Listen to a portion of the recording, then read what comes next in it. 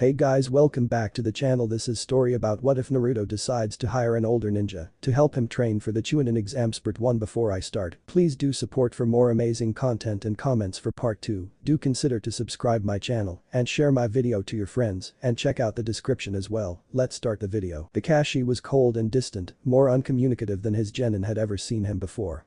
They crowded around him, words pouring from Naruto's mouth as Sakura gazed at Sasuke and Sasuke gazed at him. Enough, he said quietly. But Kakashi-sensei, if there is something pressing that must be brought to my attention immediately, such as the release of the upcoming Icha triage, I plan to spend the next month in training ground 37. Inform me there, he said dispassionately. Sasuke will be there as well, but the postal service in Fire Country doesn't reach that high in the mountains. Sending love letters will be ineffectual. How are you going to eat? Where will you sleep? Sakura blustered, genuinely worried for Sasuke's health and safety. Sasuke made a growling noise in the back of his throat. I'm sure we'll get along fine, Kakashi said easily. It's astonishing that they could read their sensei so well, because Naruto and Sakura instantly translated that into "We're ninja, we can take care of ourselves." Sasuke didn't add to the conversation, but his agreement was clear. Both of you are to report to Ibisu-san for training every weekday for the next 3 weeks. He's made time in his schedule to bring your taijutsu up to par, Kakashi ordered. He dismissed the two of them and they trudged out into the streets of Konoha. Sakura pulled out a few ryo and bought a newspaper for later, which she stuffed into a pocket of her jacket, while Naruto stopped across the road and got a box of pastries. What plans do you have, Sakura-chan? Naruto asked, stuffing the first of the generic deep-fried things into his mouth. I want to go see Ino-chan in the hospital and make sure she's okay, Sakura replied. I wonder if she'll forgive me. You're both kunoichi, this kind of stuff happens, Naruto argued. It's a shame she still made you forfeit, cause that last thing you did with the shuriken was pretty cool. Sakura shrugged. Yeah, I guess. Not that Sasuke cared, but at least I would have won if it were a real fight. Anyways, she'll never get past the first round. How do you figure? Asked Naruto. Well, she only barely beat me, and that was because she got me to forfeit, said Sakura matter-of-factly. Niji-san will kick her ass easily, then Sasuke-kun will kick his ass, and then, well, her sentence trailed off, but obviously she didn't consider Naruto a possible contender for the final round. He didn't hold it against her, because he didn't either. Considering who his opponent was, it would be a miracle if he didn't lose in the first 5 minutes. Okay, but are you gonna train? He asked. Training was the essence of a ninja, the line that separated the likes of Kakashi and Guy from the so-called elite Chunin, like the ones who monitored the first exam with a Biki. Maybe, Sakura said noncommittally. I used to train with Tenten, which is why Ino didn't see that last attack, but she's still in the hospital after that fight with Temari-san. Naruto's first reaction was to offer to train with her. Already he could envision the gaps in her technique and the way to correct them. Her elbows were too low on the blocks, her hand seals were too sloppy. Dear, this is how you do it, says Naruto, the robes of the Yondaime Hokage flowing around his body. Sakura listens and corrects her posture, transforming from adequate and slightly awkward to a creature of feline grace and lethal power. Oh Naruto-kun, she sighs, reaching out and tracing his jawline with a finger, running it over the beard that he now has. Sakura-chan, he says, staring deep into her jade eyes framed by hair an ironic shade of pink. The sun is setting over the waters of the Naka River and she has never looked more beautiful than in this moment as she leans in and slap. Naruto rubbed his cheek, reddening under Sakura's furious expression, even as her small handprint appeared on his face. What was that for? He asked reproachfully. You were giggling like Kakashi-sensei, she explained. Naruto remembered all too well the sparring sessions with their perverted sensei, bobbing and weaving around all 3 of them with contemptuous ease, chuckling luridly at Jiraiya's graphic descriptions of tits. Naruto shivered. Thanks. I think I might buy a tutor, Sakura mused, her anger draining away. I have the money for it, and Kakashi-sensei is always saying I could have the talent for Genjutsu. Kurenai-sensei might be available, or I could look into the Kurama family. Wait, you can hire someone to teach you? Sakura looked sheepish. The practice is sorta frowned on for genin. The village assigns a jonin sensei to genin cells, and jonin are supposed to have skill with taijutsu, genjutsu and ninjutsu. Of course, Guy sensei can't really teach ninjutsu, and genjutsu isn't in Asuma sensei's repertoire, so nobody follows or enforces that rule. Tenten learned few ninjutsu from a tutor. Maybe I should get a private teacher? Naruto said, almost asked. Sakura nodded absently. I need to get going, she said. Visiting hours are over in a few minutes. Still gotta get victory rubbed in my face by Ino Pig. They both laughed good-naturedly and then Sakura walked off, whipping the newspaper out of her pocket. She read it as she went, having somehow perfected the skill of reading and walking at the same time. Such was her chakra control and stamina that sometimes she walked up walls and across ceilings without noticing, startling any civilians who might have been watching. Naruto thought that it was hilarious. He went home, munching on his dango. After a few hours spent procrastinating, Naruto walked down to the Hokage Tower with the Ryo earned from Wave Country jingling in his pockets.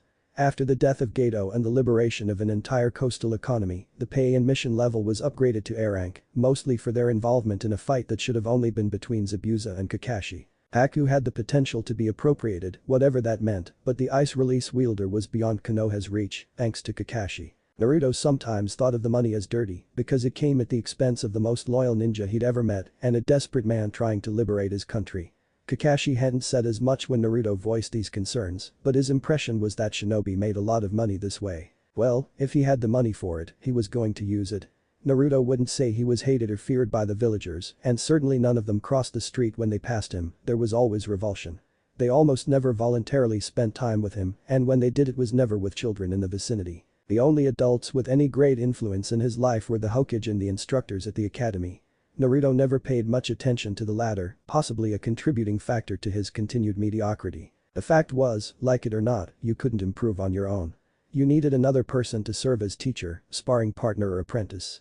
Even teaching others occasionally gave you insight, but only masters could gain skill by observing themselves. Naruto was familiar with the mission system's workings on the shinobi side. A bulletin board hosted the sheets of D ranks, next to a filing system for C and B ranks for Chunin and Genin cells. And above needed to be assigned or approved by the Hokage himself, and S rank was only approved for the most suicidal, large-scale operations imaginable. Naruto was only tangentially aware of what clients did. In the ninja world, client was a word offered various degrees of respect. Professionals like Kakashi treated them with courtesy and did as they asked on a mission, while slightly laxer ninja occasionally told them off and were generally less polite. Either way, as the client was the one paying, they held ultimate authority over the ninja. What they could order was dictated by the classification of a mission and the amount of money paid. What Naruto didn't know was that there was a metric shit ton of paperwork to fill out in order to hire from Konoha. "How old are ya, honey?" asked an elderly lady behind the desk. 13, Naruto answered. "Any guardians, or are you emancipated?" "Emanci what?" She sighed. "Do you live with any grown-ups?" "Oh. No." From underneath the desk, she produced 30 sheets of paper bound by a paperclip. Naruto ogled at it, especially when she threw a pen on top of it. "You gotta fill this out, Kay?" the secretary said. "Then just throw it in the pile and wait for someone to come get it." Morosely, Naruto took his first ever taste of the job of Hokage to a nearby table, where he sat down and looked at the first page. Name, age, citizenship and country of birth were easy. Moving down, past a relatively short list of qualifications for civilians, Naruto groaned at the box marked ninja. He filled out his rank, loyalties, ninja registration number, reaffirmed he was from Konoha, put down his mission history, teammates and all past and present teachers, listed contact information, and signed a waiver stating that, as his employer, Konoha had the right to seriously curtail his freedom or execute him for breaking the law.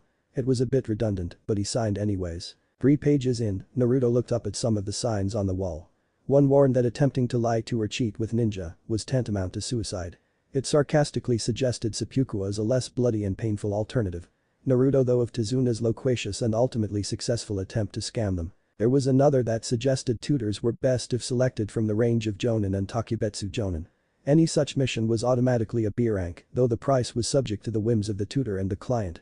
He wrote the suggested rank of the mission as B, under which he scrawled private instructor as the description. Near the top of page 28, which was a copy of page 6 for a different filing system, the Hokage himself came to see him. Sarutobi Hiruzen appeared in a puff of smoke behind Naruto, who went on filling out the application. "A mission, Naruto-kun.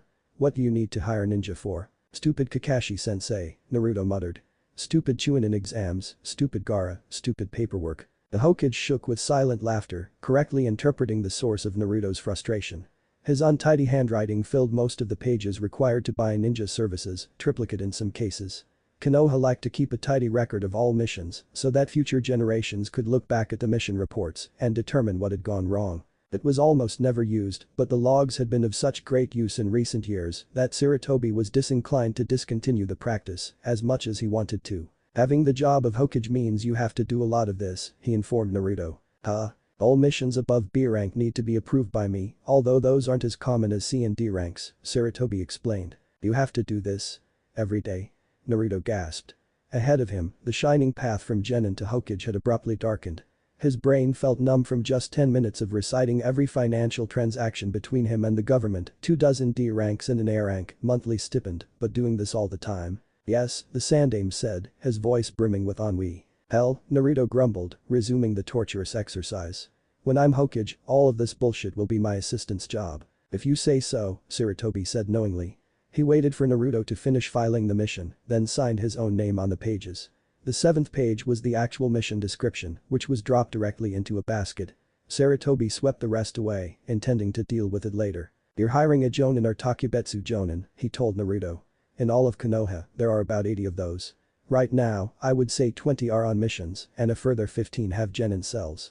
You may need to wait a bit before someone picks your mission up. Yeah, Naruto muttered. Sarutobi left, and Naruto sat there in the waiting room with a dozen other civilians for 20 minutes as shinobi came and went, handing in their assignments and taking new ones. He noticed that most of the clients had a wealthy, polished look to them. They had the airs of men and women with the money and power to afford Konoha's services. He felt dirty in comparison. Just as he was wondering if he'd be there for hours and hours before some Jonin he'd never heard of would come in and take the mission, Mitarashi Anko waltzed in. Naruto had a bad feeling that she was there for something in particular. The examiner started flitting through the B-rank missions, evidently in need of entertainment and revenue, after the end of her involvement in the Chunin selection exams. She grabbed Naruto's file and read it. Her jaw dropped. Alright, where's the brat offering 800 grand for a month of training? She took Naruto to training ground 16, which consisted of a set of tall wooden poles pounded into the ground. They served as small platforms for practicing acrobatics and as targets, many of them peppered with shuriken and other thrown weapons from past training sessions. Anko considered the grubby boy carefully. On the one hand, this kind of money meant food for months, not to mention paying the rent on her palatial apartment and all the booze she could drink. On the other, even she had a measure of distrust for the Jinchuriki of the nine-tailed fox.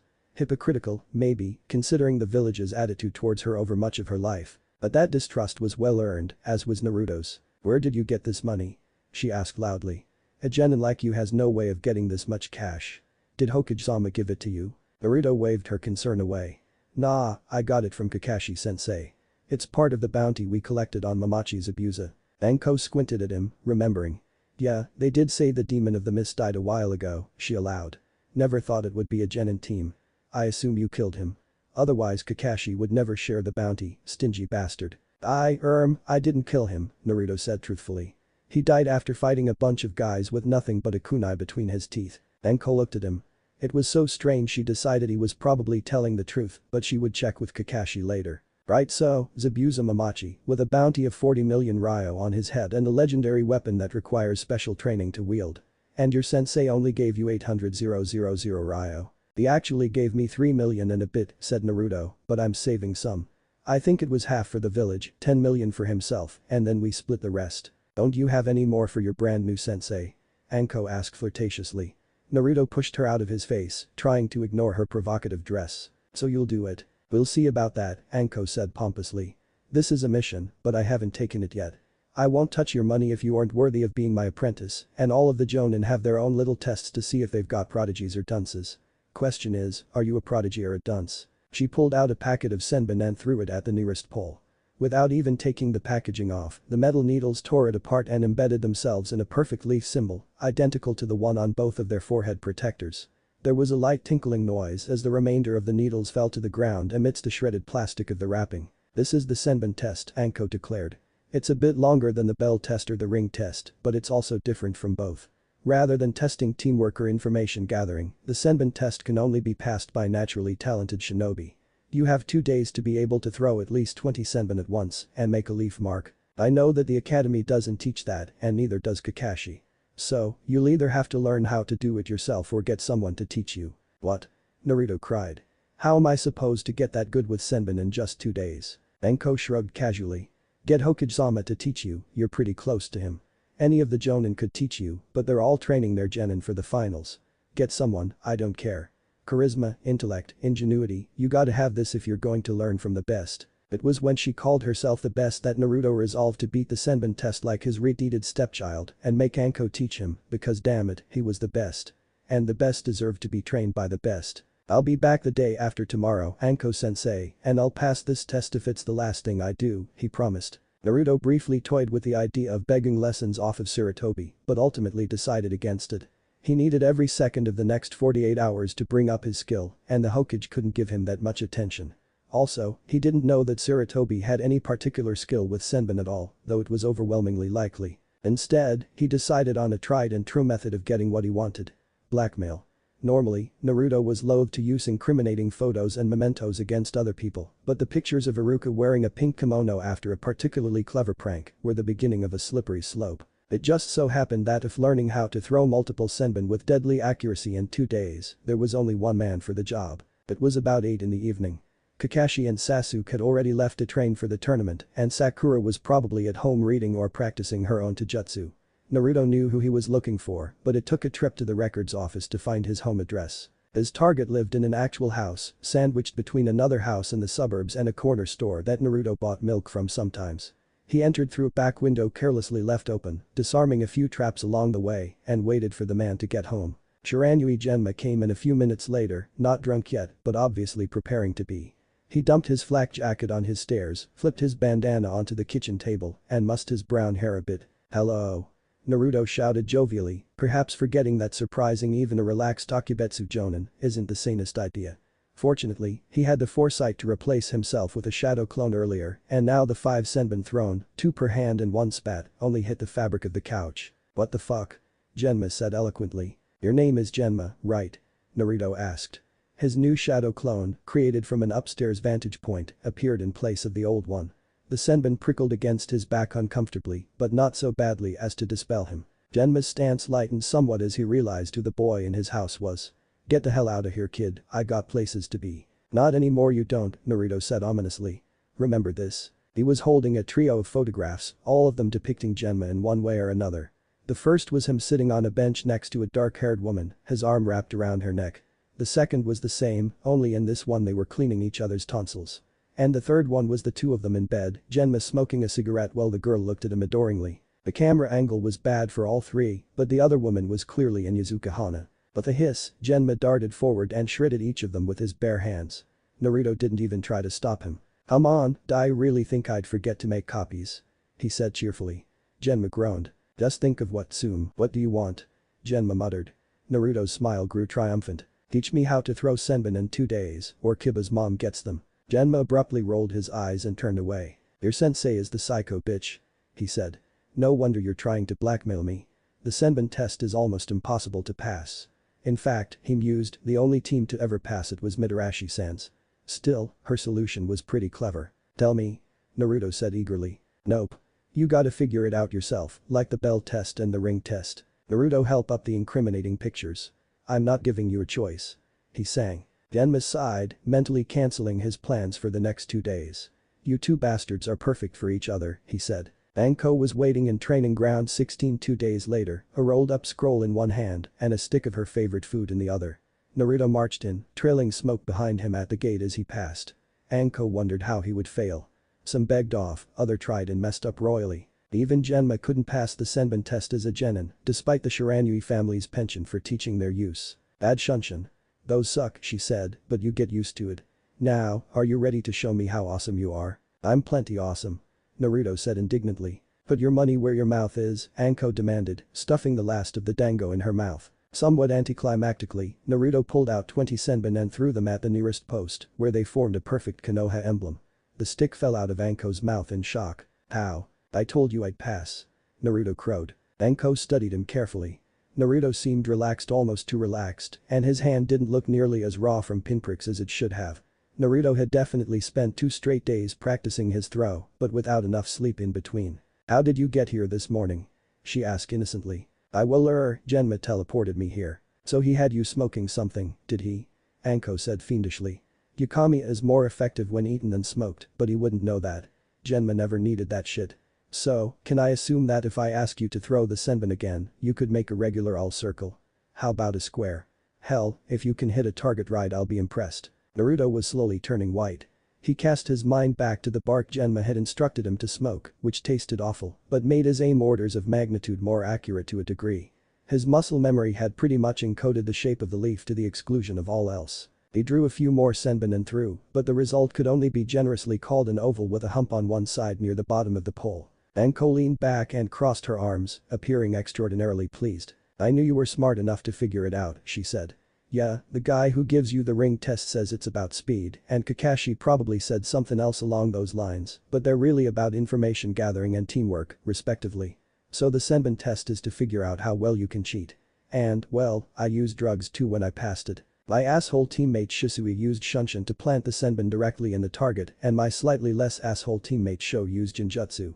Of course, our sensei saw through us in an instant, but that's not the point. So, are you gonna help me win the Chunin exams or what? Naruto asked, deciding to keep his pictures of Hana and Genma to himself. Anko handed the scroll to Naruto. Inside, a contract detailed that their training sessions would last for 30 days, starting that day, and at the end, Naruto would pay Anko the amount agreed to at the beginning. 800,000 ryo.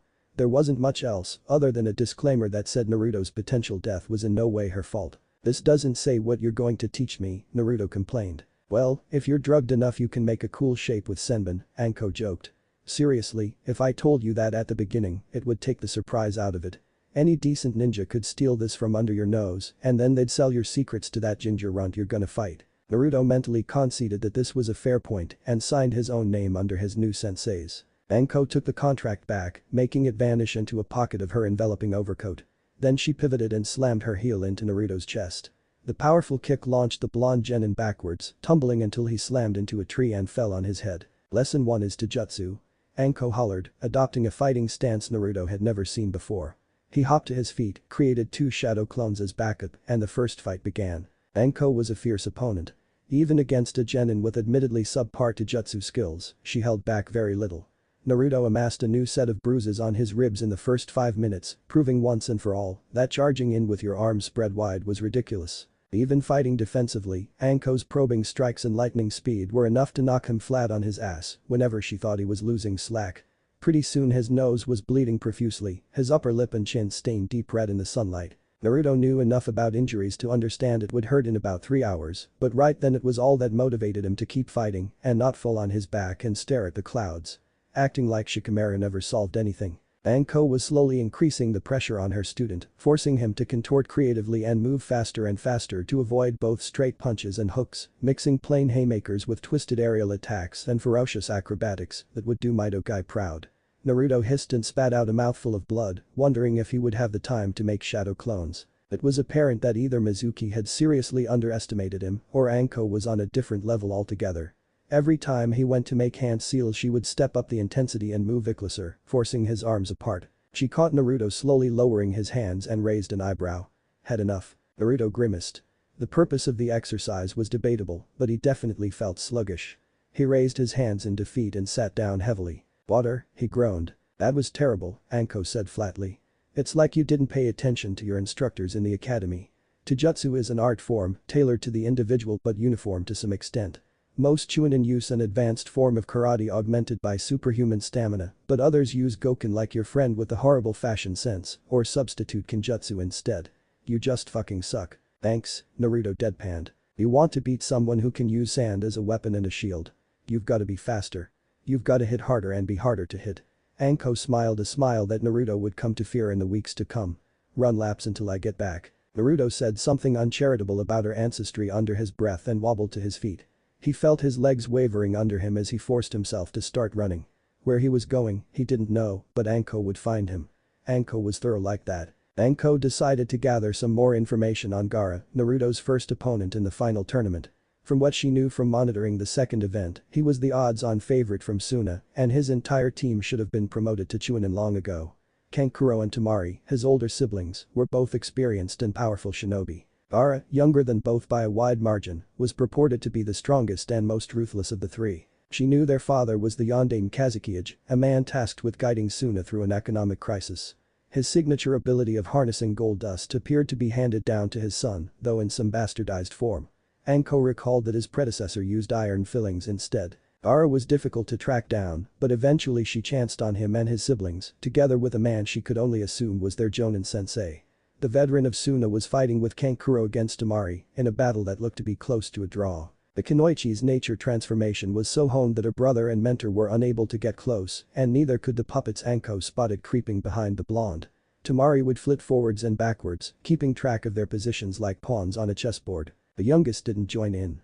Gaara, whose small size and anorexic frame belied a preternatural strength and cunning, stood stoically off to the side. His mastery of the sand in his gourd was apparently so great that he didn't feel the need to train. This would have bothered Anko less if it didn't look like his teammates agreed with that stance. Now that she noticed, camouflaged against a far-off wall as she was, Gaara looked tired. The dark rings around his eyes weren't manifestations of a Kekkei Genkai or some kind of jutsu, they were just bags. Gaara was an insomniac. One fucked up kid, Anko thought, adjusting her cloak to move slightly to the right. A shuriken thumped into the section of the wall she had vacated. Almost like a jinchuriki, actually. Kinda sad, lonely, a psychopath but Orochimaru-sensei is all of that too. Maybe he's just another Uchiha Itachi. Either way, I got my work cut out for me. If it's true, dunno if even I could beat this guy. That was a bit of an exaggeration. If Anko were truly pressed to kill Gaara, she would use the tried and true backstab. Or maybe exploding tags. No kill like overkill, and the crazy runt who threatened casual death and followed up on it warranted the best artillery she could get her hands on. The irony of that concept made a whistling noise as it flew over her head. Anko made a beeline for the Konoha hospital, leaping across rooftops and thinking quietly. She hadn't been present for Rock Lee's fight with Gaara, but his sensei had. Guy would almost certainly be in Lee's hospital room, and cornering someone who'd seen the fight would help detail Gaara's ability to her. Also, he could potentially suggest a fighting style for Naruto. The receptionist at the hospital was a much maligned woman who had gradually become used to ninja who didn't listen to her. Instead, she volunteered Lee's location without much fuss. Unfortunately, Guy wasn't there. Lee was asleep, maybe even drugged, and nobody was there to suggest where to find someone to whip up the appropriate conversation. Nobody except, "Hello, Anko-san." Anko turned around. "How'd you know I was here?" she asked, fighting off a smirk. Guy was good, but Kurenai was better. At least she didn't speak in an obscure dialect of gibberish. "I was visiting Hinata-san while she recovers, and she told me you were looking for Lee's room," said Kurenai. "I isn't here," the younger woman groused. "Probably off with Niji doing something youthful or whatever." Kurenai shivered. "Don't say it like that, it sounds perverted," she advised. "Says Kurenai-chan," Anko teased, "with all those missions you have with Asuma. I hear you two are thinking of settling down." "Why?" Kurenai wondered how to answer the question without triggering some kind of meltdown. Anko was liable to overreact to simple things like personal slights, while serious things sometimes just slipped by her. "I'm pregnant," she finally said. "Nuo?" Anko howled. "Kurenai-chan. You're the only active duty jonin Kunoichi. What's Suna gonna think when they see our only two female jonin are on maternity leave? Just because Suna hasn't outlawed abortion doesn't mean they'll think any less of us," Kurenai said crossly. "So the elite face of Konoha is currently all male, and of all the jonin in the village 3% is now Guy," Anko shot back. "What do you have to say for yourself? I wish we hadn't run out of condoms." Both of them maintained serious expressions for a moment, then burst out laughing. Kurenai leaned against the wall, wiping sweat off her brow. Anko was one of her best friends ever since their friendly rivalry over who could go from Takubetsu Jonin to full Jonin first. She was witty, crude, perceptive, and an excellent ninja. Kurenai privately thought that she deserved the higher rank between the two of them, but as it was she only had until Anko's promotion to milk as many drinks as possible from her. "Can we talk for a bit?" Anko asked, sobering. "Sure, what can I do for you? Tell me about Gaara." Kurenai shivered again. "Where do I begin? I heard he's the Jinchuriki of Shukaku, but Kakashi-senpai was sorta vague on that.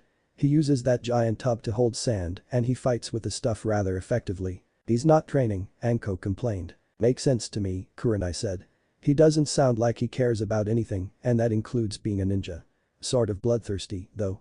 He crippled Rock Lee because a voice in his head told him to." "The voice of Shukaku, you think?" Anko reasoned. "It probably wasn't actually the sand demon sealed in Gaara, just a lesser spirit of the desert. They weren't exactly known for their honesty. He called it mother, but they say that spirit's insane. It could be lying to him, or they could both be nuttier than a ration bar. So how good is he?" "Good enough to beat Lee, and he was on Team Guy," said Kurenai. "I'd say between Chunin and Jonin, but it's a bit difficult to say. Long range without a doubt, but he took some serious hits from Lee without flinching. That sand is fast enough to block almost anything, and when Lee wore him down a bit it turned out he has the sand armor that shielded him completely. If he's vulnerable to Taijutsu, it's better than anything the rookies can offer. Well, maybe not the Uchiha, but the rest of them are toast. His opponent is Naruto," Anko supplied. "I'm gonna train him for the next month, see if he has talent or if he's full of hot air." "Uzumaki Naruto?" Kurenai said, surprised. "He's the one that painted the Hokage's faces pink, right? His victory against Kiba was startling, to say the least." She still sounded raw over it. Jonin rarely liked to admit that genin they submitted to the Chunin exams weren't ready, and in Kurenai's case, they really were. It seemed Naruto had won by a fluke of bodily processes. He farted. Anko exclaimed. This kid is full of hidden depths or some shit. Kind of reminds me of my own Chunin promotion. Flashing your boobs at show isn't quite the same thing, Kurenai said wryly. You did it to Guy in the next round, Anko pointed out. Bet he still dreams about it. Naruto, feeling like his insides were turning to war mush, was still running 2.5 hours later when Anko came back. She had a leather shopping bag looped over one arm. As soon as he saw her, Naruto flopped onto his back and closed his eyes. Boy! She shouted, dropping the bag at her feet. It made a suspiciously loud noise hitting the ground, and when Naruto cracked an eyelid open, he found that the ground was broken into shards around the point of impact. What is that? He asked in a harsh whisper, lamenting his sore throat and burning muscles. 2,000 extra ryo out of your wallet, Anko answered. Any and all supplies I deem necessary for your training will be purchased by you. It's part of the contract. I hate you. They were weights. Naruto was familiar with the concept of training with weights, especially for running and calisthenics. They were only used to vary workouts and make easy exercises difficult for more physically advanced ninja. Shino and Ino, both taller and stronger than most of their classmates, wore them more frequently. By now you might have noticed that ninja like Rock Lee can punch and kick much harder than they logically should be able to, Anko said, and with good reason. Their training regimes are tailored to include weights, as if they were suddenly hundreds of pounds heavier than they normally are. That way, when the weights are removed their strength appears to skyrocket. Most ninja don't wear their weights all day every day, just for training. This is a hybrid option. We're training you up to the point that you can dodge Gaara's sand, but obviously we can't make you Lee's equal in just a month without some form of steroids. So, medium weights during the day, and you'll take them off at night. How do you know? I got Hei to show me the tape. Naruto grudgingly put the leg weights on. They were made of long rectangular bars of unidentifiable metal, belted into a cylinder that cinched tightly around his shins. Anko pulled him to his feet, and he was surprised at how much heavier he felt now that moving his feet was noticeably difficult. You'll get over it in a few minutes, Anko advised. But before we do that, let's talk about your chakra. What about it? Naruto asked, testing the new weight of his legs. It was harder to move, but not so much that he would move less than he normally did. The pink-haired one with the book told me that you didn't know what it was when you graduated. Clearly you are some kind of idiot savant, emphasis on idiot. Chakra is what we'll be focusing on now, because this is your one and only advantage over Gaara. I spent the time looking for Gaara to see what kind of training he does. He doesn't train. What? Naruto exclaimed. How did he get so good if he doesn't train harder than everyone else? Training harder than everyone else won't necessarily make you the best, Anko said. Lee trains harder than you ever will, but is he gonna be Hokage? No, and if he can't even use ninjutsu he'll only ever make it to Takebetsu Jonin. On the opposite end of the spectrum, Gaara is already what he perceives as the best. Either that or he's insane and doesn't care, which is a possibility. Not that it makes a difference, because obviously he's better than Lee. What does that have to do with chakra? Naruto asked. The jutsu is out, Anko said forlornly. You need to train it up anyways or Gaara will crush you like he crushed bushy brows, but you need something else to win. What that something else is, and whether it will give you a chance in hell of beating that monster, will depend on how much chakra you have. So you wanna know how much chakra I have, Naruto finished. Good thing I didn't use any on that run. How much do you have? Anko asked, honestly curious. In response, Naruto closed his eyes and forced his chakra system to work faster. His skin started to glow blue, the mystical energy leaking out of his skin and into the air. Anko politely shuffled backwards, and Naruto pushed all of his remaining energy out. Anko stood up, coughing. Whatever Naruto had just done, there was very little remaining of training ground 16. The wooden beams had been blasted down by the facsimile of an explosion generated by a determined Naruto. She was fairly certain that the one time her sensei had exuded pure chakra, it was more intense and also less explosive, but Naruto seemed dead set on bucking her understanding of him. Chakra that behaved differently from the norm was the hallmark of a Jinchuriki, wasn't it? Red and corrosive. Demonic. But Naruto hadn't used any of the demonic chakra to cause that explosion. It was all blue, all Naruto. Naruto, who apparently had more chakra than the Hokage himself, even without the Kyuubi adding to the mix. That was impossible, or Anko hadn't thought it would be possible. It was, frankly, more unlikely than finding a diamond lying on the side of the road. Yet here he was, impossibility and all. Naruto himself was comatose on the ground all the way across the training field. He was thankfully uninjured, but without any chakra their training session was brought to a crashing halt. Anko dragged herself over and hefted his body on her shoulder. It was her job as a sensei to take him to the hospital, from which she just came, and after that it was her obligation to go out and start preemptively spending some of her paycheck. Kakashi observed Sasuke fighting his shadow clones. Part of it was the difficulty involved in effectively fighting as 5 people at once, but already Sasuke was noticeably better. In a few days he would be more than a match for legions of shadow clones, and then he would be ready to learn the Chidori. It was a tough choice to part with his masterwork technique, but Kakashi ultimately put his trust in the hands of his teammates. Uchiha Sasuke needed to be promoted to Chunin in the tournament, at which point he would no longer be Kakashi's problem. Then, he could focus his energies on bringing Naruto and Sakura up to par. There was a slim chance that Naruto would be selected as well, which would be good for Sakura, but less so for him. He needed more guidance, relying on farts to win fights wouldn't fly in an ambush or warzone. Whereas Naruto was the Kyuubi's Jinchuriki. There were more than a handful of Jinchuriki spattered across the pages of history, and each of them succumbed to the demon they held. Naruto needed to be special, or the nine-tailed fox would devour his soul. Sasuke moved quickly, managing to dispel one of his clones before being backhanded across the field. He's impressive, for a genin. Kakashi's eyes grew impossibly wide and began to sparkle. Jiraiya-sama, he said reverently. Jiraiya looked nonplussed at the treatment. Ah, Kakashi-kun, right. I could never keep those kids of Minato straight. You aren't Rin, and I think Obito was a Hyuga or something. I am Hada Kakashi. Kakashi kept his thoughts on the fictional Hyuga Obito to himself. Right, Kakashi, Jiraiya said placatingly. Listen, much as I'd like to stay in chat, I need to know where Naruto-kun is. He's being trained by Ibisu-san for the next month, Kakashi replied. I called in some favors from Asuma's brother, and he agreed to hold off on training Konohamaru-kun until the tournament rolls around. Ibisu? Jiraiya asked incredulously. Why aren't you training him yourself? The sparkling expression melted off Kakashi's face. Because I can only train one of them effectively in time to stand a chance against the rest of the competitors.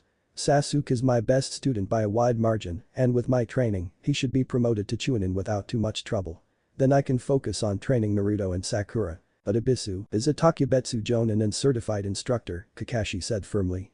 Naruto will attend the Chunin selections, and he will win or lose on his own merits. I am doing him a favor with this. He isn't ready. Jiraiya sighed. Fine. I take it I can offer my own training. Of course, Jiraiya-sama. Kakashi enthused, the sparkling eyes returning. Just remember who he is and what his limits are. That's the problem with the Uzumaki, Jiraiya thought, walking down the mountain from training ground 37. Nobody could ever tell what their limits were until it was too late. The next day, Naruto woke up in the hospital and immediately discharged himself. It wasn't the most legal action available, but his chakra recovered so much faster than Kakashi's that he was ready to begin training again, albeit lightly. Training ground 16 had been mulched, like a titanic hammer had dropped in the middle and cracked the earth in every direction. Naruto figured the hospital officials would be less likely to find him in such an unusable location. Anko was nowhere to be found, so he began the speed exercises that she described. 60 straight punches, 20 crescent kicks, 10 push-ups, repeat. His muscles started to loosen, and Naruto slowly increased the pace of the exercise. Eventually he dropped the push-ups altogether and began working on kata. In every ninja's mind, their invisible training partners are always stronger, faster and smarter than they are, but today, Naruto's imaginary foes seemed a little slower and duller than usual. Maybe he was improving. He was just starting the 7th form, which demanded speed and rigorous attention to detail, when voices rose over the din of his clothing rustling. Quickly and without thinking, he dashed across the grounds to a nearby copse and used his oldest and most reliable technique. The Kakuramino no Jutsu. Whoa. What happened here? Said a familiar voice. It looks like those pictures of Tsunade-sama's battlegrounds, said another, enthralled. Don't get your hopes up, she's not in Konoha. None of the Sanin. Well, I heard Jiraiya-sama is in town, but that was just gossip. Yeah, gossip spread by women. Trust me, if anyone knows for certain whether the pervert is in Konoha, it'll be the women. The first speaker was Sakura, followed by the girl who lost to Temari in the first round. Tenten looked as hale as she had before the match, which ended with her fracturing 3 ribs on a metal pole after falling 2 meters. She was probably used to the pain, which might explain why she and Sakura were out and wandering Konoha. Think we can use it? Sakura wondered, stepping lightly on the fractured terrain.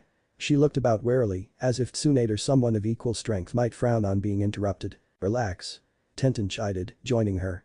It'll be good training, for when we have to fight in some place that's been blown up or destroyed somehow. The blonde man with a horizontal scratch through his eye would hit I-8 sneezed. Good idea, said Sakura. This might be good practice for the next Chunin exams. They both looked pensive for a moment. Either of them might have been ready for such a promotion, but Tenten's opponent had been orders of magnitude more skilled. Ino had already lost by the time Sakura threw that last shuriken, but her clan's jutsu gave her the edge necessary to beat her one-time friend. Most people considered her the lowest point of the coming tournament and some speculated she would surrender immediately when it came time to fight Niji. "Got anything else to show me?" asked Sakura.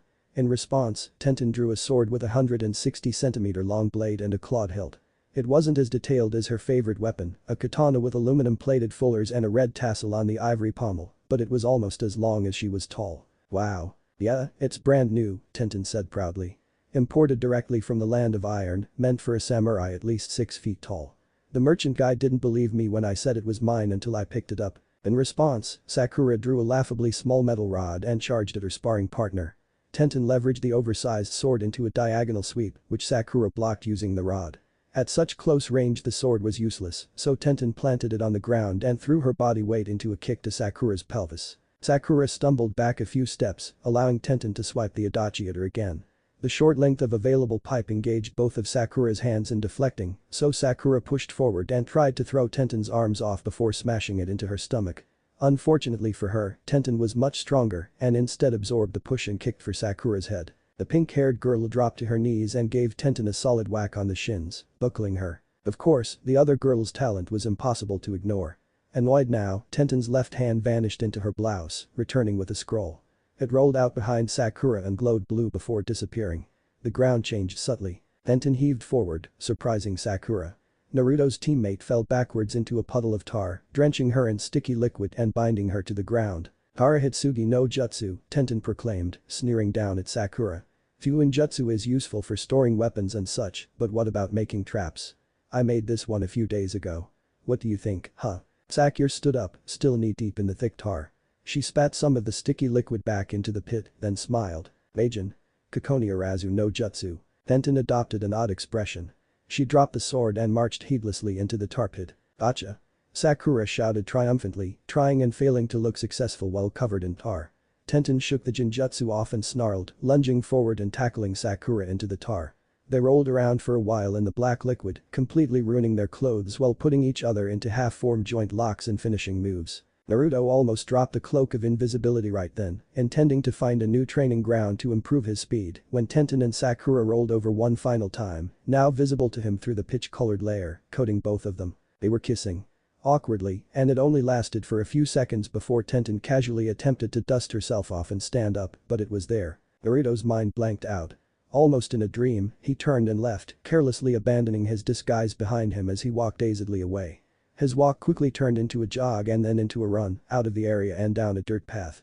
His thoughts were a messy tumble of emotions and ideas, too many to express with the words in his vocabulary. In the end, he settled on going home, eating ramen, and staring up at the ceiling for the rest of the day. To Anko's dismay, Naruto was nowhere to be found for the next few days. Asking around revealed that he had indeed been practicing, but wherever people directed her, he wasn't there. Anko was just beginning to think that he'd given up on her brutal training regime when he showed up at her flat one morning. He looked dead tired. Like a zombie. His ice blue eyes appeared dull, scratched and unfocused, and his hair was shredded. Bandages wound their way around both wrists, indicating recent injuries accrued from training. Anko wasn't really sure what to make of it when he walked in past her and started making coffee at her kitchenette. "Where were you?" she demanded, throwing herself over the kitchen counter into a slide. The effect was supposed to be dramatic, but she only made it halfway into Naruto's field of vision before friction brought her to a stop. She pulled herself the rest of the way. Naruto ignored her, slowly pouring the coffee into a mug before downing all of it, still black, in one go. "I needed that," he muttered. "Ain't slept longer than, what, 4 hours? You can tell me why you're here or you can get the hell out," Anko said crossly. "Fuck your money if you're not gonna show up. Meet me in training ground 3 in 30 minutes, Naruto went on, dropping the empty cup of coffee in the sink and walking away from Anko yet again. "Okay, now what?" "I need to use your shower," Naruto called over his shoulder. "Forgot to pay my water bill, they shut mine off." The door to Anko's bathroom clicked closed, leaving the homeowner prostrate on her own counter. Sighing, Anko got up and dusted herself off. No stranger to sharing her bathroom with random people, she stuffed the coffee equipment haphazardly back into a cupboard before pulling on her boots and going out to get the newspaper and meet him at the third ground. At first glance, the third training ground was simply a substitute for the 16th, which Naruto had destroyed and someone had subsequently coated in tar. But the third training ground was actually a boon from Sarutobi Hiruzen himself. It was only available for his own use, as well as the use of his students, their students, and so on. Anko had access as a former genin under Orochimaru, and Naruto's sensei was Kakashi, whose sensei was Namikaze Minato, and his sensei was Jiraiya. Annoyed as she was by Naruto's erratic behavior and lack of punctuality, Anko decided to give him the benefit of the doubt. Call it intuition, but she thought he might have had a surprise up her sleeve. When Naruto finally lumbered into training ground 3, he looked refreshed. The ragged patches of missing hair had been combed over, and he no longer looked like the Walking Dead. He bowed perfunctorily as he approached and attacked. The difference between his earlier performance and this one was incredible. Where once he'd been clumsy and uncoordinated, now he was refined and accurate. His speed had been ratcheted from sloth to lightning, limbs flying as he viciously pushed his unprepared sensei to the brink of a river. She stepped onto the water and allowed him to thrust forward, intending to flip Naruto over onto his back, but Naruto was surprisingly savvy about the tactic. As soon as Anko gripped his wrist, he dropped his weight and swept one foot out from underneath her. Anko regained her balance fairly quickly and responded with a 1-2 to the face, which Naruto blocked. His stamina had increased too. Well before he was panting and tired in the first minute or so, after almost half an hour he'd barely broken a sweat. Anko still had the upper hand, but it was a battle she could only win slowly. Damn, where did this come from? She thought, forearms reverberating with the effort of blocking a roundhouse kick. Naruto was subsequently beaten to the ground, but the fact remained that he had become much faster, stronger and agile. Anko crouched over his down body, panting lightly. Mind telling me what the hell you've been doing for the last couple of days? She grunted. I said you weren't teaching fast enough, Naruto gasped. Really? You look like Guy worked you over. He did, Naruto said balefully. Anko raised an eyebrow. Guy was exuberant in dispensing training to anyone he deemed youthful, but why would anyone voluntarily search him out? Doing thousands of repetitions only worked if you already had a certain degree of fitness. Or if you were using the sort of drugs that Konoha frowned on. Anko inhaled deeply. You don't smell like steroids, Anko said pensively. What did you do? How can you smell stir whatever? Naruto cried, flinching under her penetrating gaze. Akibetsu Jonin, Anko answered proudly. Elite Chunin in all respects except for one. I'm a master tracker. My sense of smell is better than your eyesight and the scent never lies. What drugs were you using? Finally, Naruto relented. Soldier pills, he muttered. Soldier pills? Anko asked, dumbfounded. Those don't increase your metabolism, do they? Never heard of someone using one outside of combat, except for the guys who have those contests to see who can eat the most before passing out. The winner is usually Genma. Genma's got secrets, Naruto said playfully, standing up and dusting himself off. One of them is that soldier pills not only give you a chakra boost, they do increase your metabolism, and they also make you make chakra faster. I learned that the same way I learned about that disgusting bark stuff, and he knows cause he eats way too many of them. Drugging yourself isn't the answer to everything, Anko said hotly. It is if you're trying to win a competition. Naruto shouted. I got almost as good as Sasuke team in a week, and by the time we fight I'll be the best, believe it. Senijashu. Anko yelled. 6 snakes burst from her sleeve, stretching impossibly long and wrapping themselves around Naruto tightly. She smirked, relishing in Naruto's helplessness as he flailed within the confines of his serpentine bindings. You ready to stop mouthing off to me? She asked lazily, putting a fingertip on his forehead. Naruto smiled. Just a clone, he said, disappearing in a puff of smoke. From behind, the real Naruto took his second wind and attacked yet again. This time he employed ninjutsu, spitting shadow clones out as diversions and forcing Anko to fight with them while he hung back and conserved his energy. The soldier pills he'd eaten were still forcing his body to perform at rates faster than could be considered safe, but as long as he ate right after the fight he'd be fine. What are trying to prove? Anko whispered in his ear. Naruto blinked, she had been in front of him just minutes ago, and then she disappeared. Was this the Shunshin, a technique taught to genin but virtually useless to someone without the experience of a master? For Anko to use it so casually. Serious question, she went on, bending at the waist to avoid his first punch. Are you trying to say, I'm Uzumaki Naruto and I don't need you? But you hired me to train you, so it can't be that. What about, look how awesome I am, I can make half-assed strategies and impress people. No, that can't be it either, you ain't that stupid probably. Naruto was slowly tiring, shedding shadow clones like snakeskin rather than firing them like shuriken, but Anko was speeding up, dispatching them efficiently with quick strokes of a kunai. Pulling his way past the flashing blade, Naruto punched Anko in the gut and received an elbow to the head for his trouble. Starburst exploded behind his eyelids and he was out like a light. Anko looked down at Naruto and shrugged. Or maybe it was an apology, she said to herself, and I'm sorry or a promise. Whatever. Let's get you back to my apartment. Jiraiya, after finally getting Naruto's home address out of an irritable desk worker, was dismayed to find the apartment empty. A brief search revealed only out-of-date cups of instant ramen, a pair of orange-tinted goggles and a photograph of Team 7 lying on an empty dresser. Even the water was shut off, which could only be bad news. The Toad Sage sat down on the bed, head resting in his hands and thinking carefully. Where would a hyperactive Jinchuriki missing half his regular squad be during the day? And worse, why was his water off? Not even demon containers were paid that badly. The guilt of abandoning his godson for a decade of his life was crushing, and Jiraiya felt even more miserable when he considered the usual burden of a Jinchuriki. He barely even knew what kind of person that pain had shaped Naruto into, and the most he could get out people without violating the taboo of the Yondame's secret was that he played pranks. Was he a trickster, wallowing in Shaden fruit as his victims suffered? Was he a casual mischief maker? Did he do it for the attention, to stave off the yawning void of loneliness? Or did he have friends, the childhood that Gaara could only wish for? I wish it could be different, he said aloud. Jiraiya had many regrets over his 50 years of life, almost too many to name. Nagato, Yahiko, Konan, Kushina, Minato, Dan, Tsunade, Orochimaru and Naruto all weighed heavily on his conscience, but none so heavily as Naruto. To be fair, he wasn't entirely sure he wanted to take on a new apprentice. The great Toad Sage once said that his choice would change the destiny of the entire world, and quite frankly Jiraiya did not like those stakes. Perhaps change would be better off undone, with his only 2 apprentices dead and gone. If only Jiraiya could have never heard those words from the wrinkled Toad's mouth, he would be a happier man. Who are you and what are you, Jiraiya-sama? He glanced up. Hello, Book-chan, he teased. Why are you here? Sakura looked away, embarrassed. I found that stupid bed sheet Naruto uses to pretend to hide, she muttered, and I thought I'd bring it back. She held out a neatly folded square of cloth with a camouflage pattern printed on it. Jiraiya said nothing as she deposited the ratty thing on the small bed, noting that nothing in the apartment had been washed in a long time, themselves included. As she left, he threw some parting words at the pink-haired girl. I know it doesn't seem like it, but Kakashi-san cares about you. He cares about all of you, because that's a teacher's job.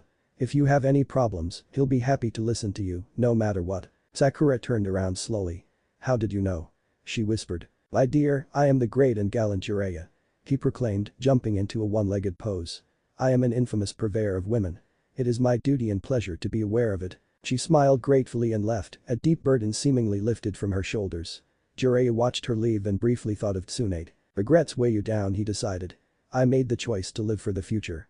I only need to find Naruto. Anko extracted an irate Naruto from her mess of bedsheets and kicked him back into the kitchen. He howled about the unfairness of life for a bit until she came back out later with a salami. Why do you have lunch meat in your bedroom? Asked the Jinchuriki, more than a little curious. I keep a little of everything in my bedroom, Naruto-kun, Anko said breezily. You still have much to learn in the ways of the legendary ninja, like how to fight with a hangover and how to survive being a prisoner of war for extended periods of time. Both involve keeping meat in your room. Can those lessons wait? He asked, feeling a little green. For now, Anko said generously. Your next lesson is the most important jutsu anyone will ever teach you. All jonin know a variation of this technique, and it's important that you do too. The hand seals were boar, dog, bird, monkey, ram. Anko made Naruto repeat the sequence without chakra until he was thoroughly bored. She seemed unusually intent on him mastering this omnipresent technique, so he kept his mouth shut until she was satisfied he wouldn't leave out the monkey seal and turn it into a Raiten technique by accident. Okay, that's good enough, she finally said. Now, here's what it does. Kuchiyus no Jutsu. Anko slapped her right hand against the table, and a viper, as long as she was tall, wound its way around her arm and torso. It hissed something at her, and, disconcertingly, she hissed back. This is my favorite summon, Anko explained, rubbing the gargantuan snake's head fondly. Most ninja have one. Kakashi-san uses Pakken the most, Gai-san relies on Ningam, and Sarutobi-sama occasionally summons Enma. Is he tame, Anko-sensei? Naruto wondered. Tame? Anko laughed. Summons are only loyal to their contractors and their masters. Yuta-kuna here is my friend, but she'll bite you in the arse if she gets the chance. Heh, just his luck to pick up the ninja equivalent of the crazy cat lady. Crazy snake lady was almost too mild of a description for Anko. She even looked happy with a venomous snake wrapped around her body. There are 2 ways we can go about giving this technique to you. Any spirit domain you sign a contract with, you can summon from. If I were to give you my snake contract, you could sign it and that would be that.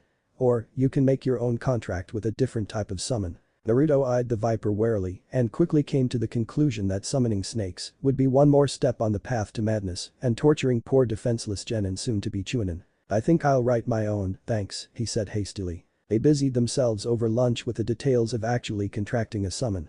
Anko explained the various clauses and wordings, as well as the fact that any summon could summon its summoner. Each spirit animal had its own domain. Snakes had Ryuchi Cave, for example. When he performed the jutsu, he would be sent to the home of the animal that best suited him, and he could bargain for a contract with the summons. You have to watch out for a few things, Anko said, her mouth full of sandwich. Boss summons are about as powerful as true demons, and they don't always sign with less experienced summoners. When you get there, look for one of the second tier of command and write one with them. Any snake can sign on behalf of the snakes, and toad can sign on behalf of the toads, and so on. What sort of stuff are they gonna ask for? Depends. I don't know a whole lot about this, Anko admitted. My sensei was in Ryuchi Cave when I tried summoning the first time, and he helped me out with all this after he finished laughing his ass off. You're gonna be on your own. I think most of them demand a test of some kind. Naruto made a face. So I could literally be summoning anything. What if I get something lame, like slugs or toads? Hey, Yondaime-sama summoned toads. Don't diss their looks, they can hold really big swords and vomit oil and stuff, but they're awful.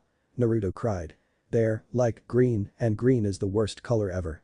And they have warts, and Iruka-sensei says the Yondaime got his contract from Jiraiya. Not a fan of the Sannin or their summons. Anko asked. Neither am I. Now, are you gonna make those hand seals or what? Anything from a shark to a hawk could be waiting for you. Fine, Naruto grumbled. Kuchiyus no jutsu. Anko was alone in the kitchen. After some consideration, she finished Naruto's sandwich for him. Naruto found himself in a forest of oaks and a white type of tree he didn't recognize. The sky was an interesting shade of mauve, and the sun seemed to be moving around the horizon, rather than over the sky. A few minutes after making that startling realization, Naruto wandered into a copse that had been charred black. What the hell is wrong with this place? He murmured, running his fingers over the ruined bark. The trees had either been burned incompetently or smashed and painted black. Naruto didn't see any other way it could be the only stand destroyed with so many others nearby. He was quickly proven wrong. Hours passed, and he ran into 3 other copses that had been wrecked, each tree scorched from branches to roots. Naruto kept his ears open for sounds of life, but not even birds chirped. No hunters prowled or prey fled, and he was beginning to wonder if he had stumbled into a dead realm. He crouched on the dirt, carefully scrutinizing a patch for earthworms or something. What could you do with an earthworm contract? How could an earthworm even sign a contract? This was getting ridiculous. Does anything live here? Naruto bellowed. Where are you? I'm right here. Aya. The other speaker was an orange and white lump the size of a boulder. It moved with a sloth speed, yet somehow managed to sneak up on Naruto without any noise and subsequently scare him into a tree. The slug inspected Naruto's head, which was developing a goose egg already. Oh my, I do hope that doesn't hurt too much, it said. Naruto jerked to his feet, already preparing an escape from the incredibly mobile pile of slime. It waved its feelers in the air, trying to diffuse Naruto's fear. Wait, please, it said. Why do you come to Shikatsu Forest? What are you? Naruto panted, dropping his hands and relaxing when he saw there would be no fight forthcoming. I am a slug, said the slug. More to the point, I am the servant of Kitsayu-sama, and I want to know why you intrude on our sacred grounds. Slugs? Naruto groaned. I wish I just signed the snake contract. You wish to summon slugs? The slug asked, sounding sibilantly surprised. Very few venture here for that purpose. Mainly it is the toads, for the toads eat us. If you wish to sign, I suppose we can write a— No, Naruto shouted. You're supposed to test me first. You know, make sure I'm worthy of your power or something. I do not know what to say, said the very confused slug. Kitsayu-sama serves Tsunade-chan, and as far as I know they had no contest of strength to determine their pact. Naruto was frustrated beyond all belief. He knew there was supposed to be some kind of ritual. That's how it worked. If you don't think of something soon, I'm going to walk home, he said darkly. If slugs could frown, the orange one would have frowned. Are you certain? Naruto's expression answered for him. The look of determination in his eyes could have lit a candle. Very well, the slug said reluctantly. If you can avoid defeat for 3 minutes, I will allow you to contract me. So to win, I have to not lose. What if I just win? The slug rippled restlessly. Do we have an accord? Yeah, deal. Now fight me. The slug reared back and spat a glob of something sticky at Naruto.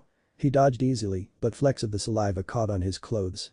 The majority smashed into one of the nearby oaks, coating most of the trunk and eating through it entirely. Naruto yelled something profane as he dodged the falling tree, but the slug was already on his tail. You spit acid, Naruto shouted gleefully. That's fucking amazing. 15 of 180 seconds have elapsed, the slug commented. You must conserve your energy if you wish to survive. Conserve this. The blonde screamed, leaping backwards over the slug's massive body and plunging a kunai into its back. His arm sank into the soft body up to the elbow, and the slug didn't seem fazed. It swiveled its head around, the eye stalks focused intently on Naruto. "That tickles," it deadpanned. Naruto's eyes widened just before another ball of acid nearly took his head off. He yanked on his arm with all his might, and he popped out of the orange flesh with a startled yelp. The slug turned and advanced inexorably, driving Naruto away from cover and into a decimated clearing. "2/3 of your time remain," it said. Naruto had the stamina to run for 2 more minutes, but the slug had more tricks up its metaphysical sleeve. Naruto ducked behind a lone remaining tree to get out of the line of fire, but the slug had preempted him. A white blob with orange patches already clung to the backside of the tree, firing its deadly payload at Naruto as he backpedaled frantically. He darted across the clearing, zigzagging erratically and dodging the acid as it rained down on him. The slug counted 2 minutes down and decided to increase the difficulty by splitting into hundreds of copies and vanishing into the earth. "What the hell?" Naruto shouted. The acid was now coming from all directions, forcing him to execute some complicated acrobatics to keep himself intact. The largest slug was humming a nameless tune, behaving more like a hunter with quarry in its sights than a garden pest. The slugs were crawling towards Naruto's feet, scores of smaller ones blotting out the ground, while larger ones acted as artillery from behind. More and more emerged from the ground, advancing with quiet confidence, while the area Naruto had to use shrank slowly. Suddenly, they all vanished, leaving only the original slug. "Perhaps a relatively short test, but you have demonstrated your competence. I would be proud to accompany you on your missions." "Slugs," Naruto breathed. "Slugs are awesome." "I am glad you agree," said the slug. "If you have a contract, we can." "You spit freaking acid. And you can clone yourself. Like me. Only Kakashi-sensei can clone himself like me." As it turned out, slugs could write. It involved some extremely awkward maneuvering and unusual liquids, but eventually the slug had written up a contract in impeccable handwriting. Naruto was slightly annoyed that a slug had better handwriting than him, but this one was an elite slug. It was more like another sensei than a servant. "Sign, please." "With what?" Naruto asked. "I don't have a pen or nothing." The slug gave Naruto an unamused look, or so Naruto assumed. They didn't really have conventional facial features.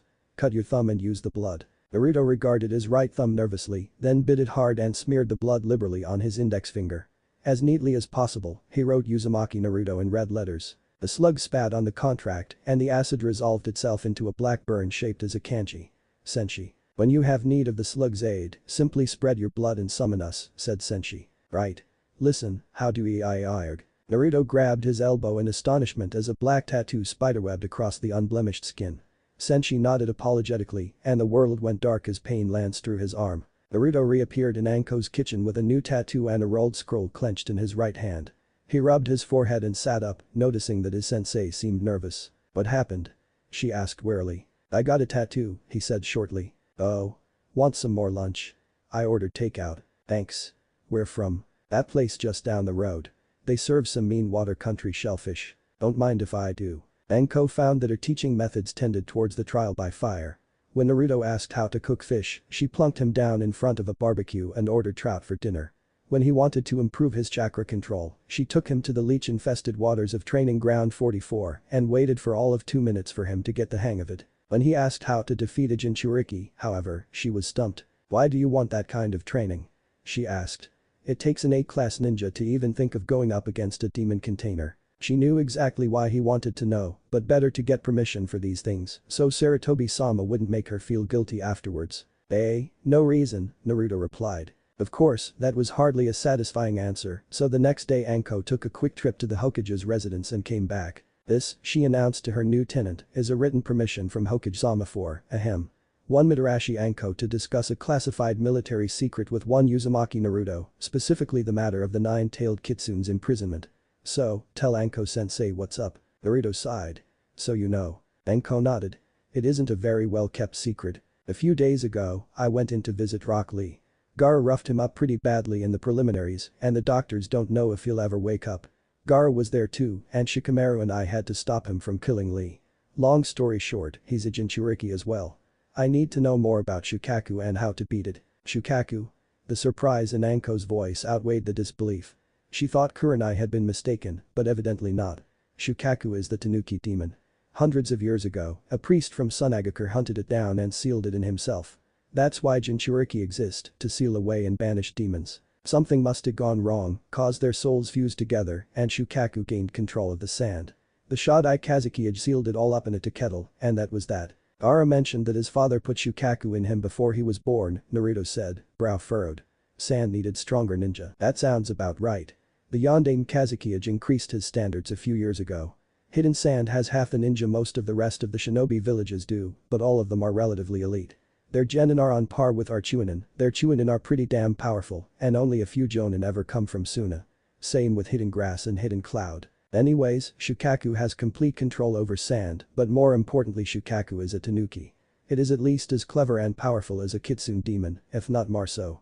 They've matched wits time and again throughout history. Do you see where I'm going with this? Naruto nodded gravely. That makes sense. Gaara must be in control of it or he wouldn't be so strong. Or it could be controlling him, Anko rebuked. Jinchuriki who let their guard down around their demon end up like that priest from Suna. Mad. So how do I control the Kyuubi? He asked plaintively. Anko threw her hands up. No fucking clue. The only thing I know is that principle-derived abilities are programmed into the Fuinjutsu directly. Dunno exactly what that means, I just read the ceiling textbook, but the gist is that anything you can get from the Nine Tails, you already have. What? You have tons of chakra and you heal pretty quickly. That's about it, Anko summarized. Actually, I can draw on the fox's chakra directly, Naruto admitted sheepishly. I did that on my first C-rank mission to fight some samurai. Anko looked alarmed at the prospect. You can let it out. She breathed. Naruto jumped up defensively. I didn't, he yelled. I just told him to pay the rent on livin' in my belly. Never again, Anko ordered coldly. You can't even allow the possibility of the Kyuubi escaping.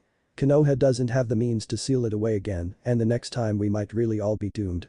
Not that you'll know, you'll be dead. A Jinchuriki can't survive having its demon ripped out. Naruto had gone decidedly white and that was the end of their conversation. Sakura spent a little while debating the pros and cons of the Kurama clan before she went with Kurenai. With the bounty from Zabuza's head in hand, she located the Yuuhi household and skipped out on training with Abisu and Konohamaru for the day. Kurenai's father answered the door. He was a heavised older man who wore a bandana to cover his war wounds. An ostentatious katana hung at his hip and Sakura was reminded of her girlfriend's weaponry. Is Kurenai-sensei home, Yuuhi-san? She asked politely. The man nodded and got out of her way and Sakura walked in. Their home was Spartan and decorated sparsely with appropriate war trophies. Sakura noticed a few Suna and Iwa weapons and in a place of honor lay the three-pronged kunai of his commander. Namikaze Minato. Sakura-chan. Kurenai looked tired but she nevertheless invited Sakura into her living room. There was tea out already and Sakura gratefully accepted a cup. So, what brings you here? Shouldn't you be with Kakashi-senpai right now? Sakura frowned. Kakashi-sensei is training with Sasuke-kun and Naruto found his own teacher. That's right, Jiraiya-sama is in town, Kurenai thought. He'd be training the brat, Hiruzen-sama probably ordered him to. You want me to teach you Jinjutsu? The red-eyed woman guessed. I'm sorry, but I already have a genin team. Hinata, Shino and Kiba all need my help, especially Shino. He has to fight a wind user from Suna in the tournament and I need to focus quite a bit on his training. Shino won't win this battle on the strength of Jinjutsu alone, Sakura pressed. He can handle his training alone, can't he? And he might even be better off with an actual wind user to train with. Those are rare in Konoha, Kurenai said wearily. I can pay you. Sakura offered weakly. Kurenai was more interested in the money than Sakura's justification, but she decided to let it go for the moment. Raising a child was too bloody expensive. Learning Jinjutsu is a steep road, she lectured. In the beginning it's easy, but the leaps to mastery are hard ones. If you have 3,000 Ryo, I'll give you my books and notes. Master every technique and I'll take you on as an apprentice. Unfortunately, there were a dozen generic Jinjutsu techniques for varying situations, and the textbooks described nearly 100 different specific techniques that produced precisely the results you needed. Sakura's academic mind shivered in fear at the thought of reading so many books, but she held to her resolve and shelled out 300 Ryo notes for the heavy hardcovers. As she stumbled out the front door, she was dizzily grateful for a distraction from her current relationship problem and eagerly anticipating the challenge. You want me to learn what? There are 7 classes of offensive jutsu. Yin, Yang, Fire, Water, Earth, Air and Lightning. Out of all of those, the last 5 are the easiest to teach and only water can be used effectively against Gaara. Anko was adamant on this point. They argued back and forth the merits of the other elemental types, but Anko pointed out that even knowing his true chakra nature, Earth wouldn't be enough and Fire, Air and Lightning would take too long to learn to their fullest potential. But if I can create enough heat, can't I hurt him without breaking through the sand? Naruto asked. You might, but how much heat could you create? Anko shot back. Sand is versatile, Gaara probably has 1,000 and one uses for it, but the one thing nobody can stop is blunt force. Water will give you that and more, and the jutsu I'm teaching you should be enough on its own. Water was also one of the two elements she could teach, the other being fire. You're teaching me one Suiton jutsu and expecting me to fight Gaara? Naruto asked skeptically. Why not a Kaiten jutsu? I can put enough heat into it to bake him, I'm telling you. He doesn't even move. Yes, and do you know why he doesn't move? Anko asked with deadly calm. It's because he's the best. If you come up with an amazing strategy based on a clearly exploitable weakness, don't use it. Odds are that your opponent knows it and knows how to kill you the minute you try anything they've seen before. Gaara probably uses the Suna Shunshin no Jutsu anyways, and a good Suiton Jutsu will be faster than a Kaiten Jutsu of the same caliber. Suna Shunshin, I think Temari used that in the Forest of Death.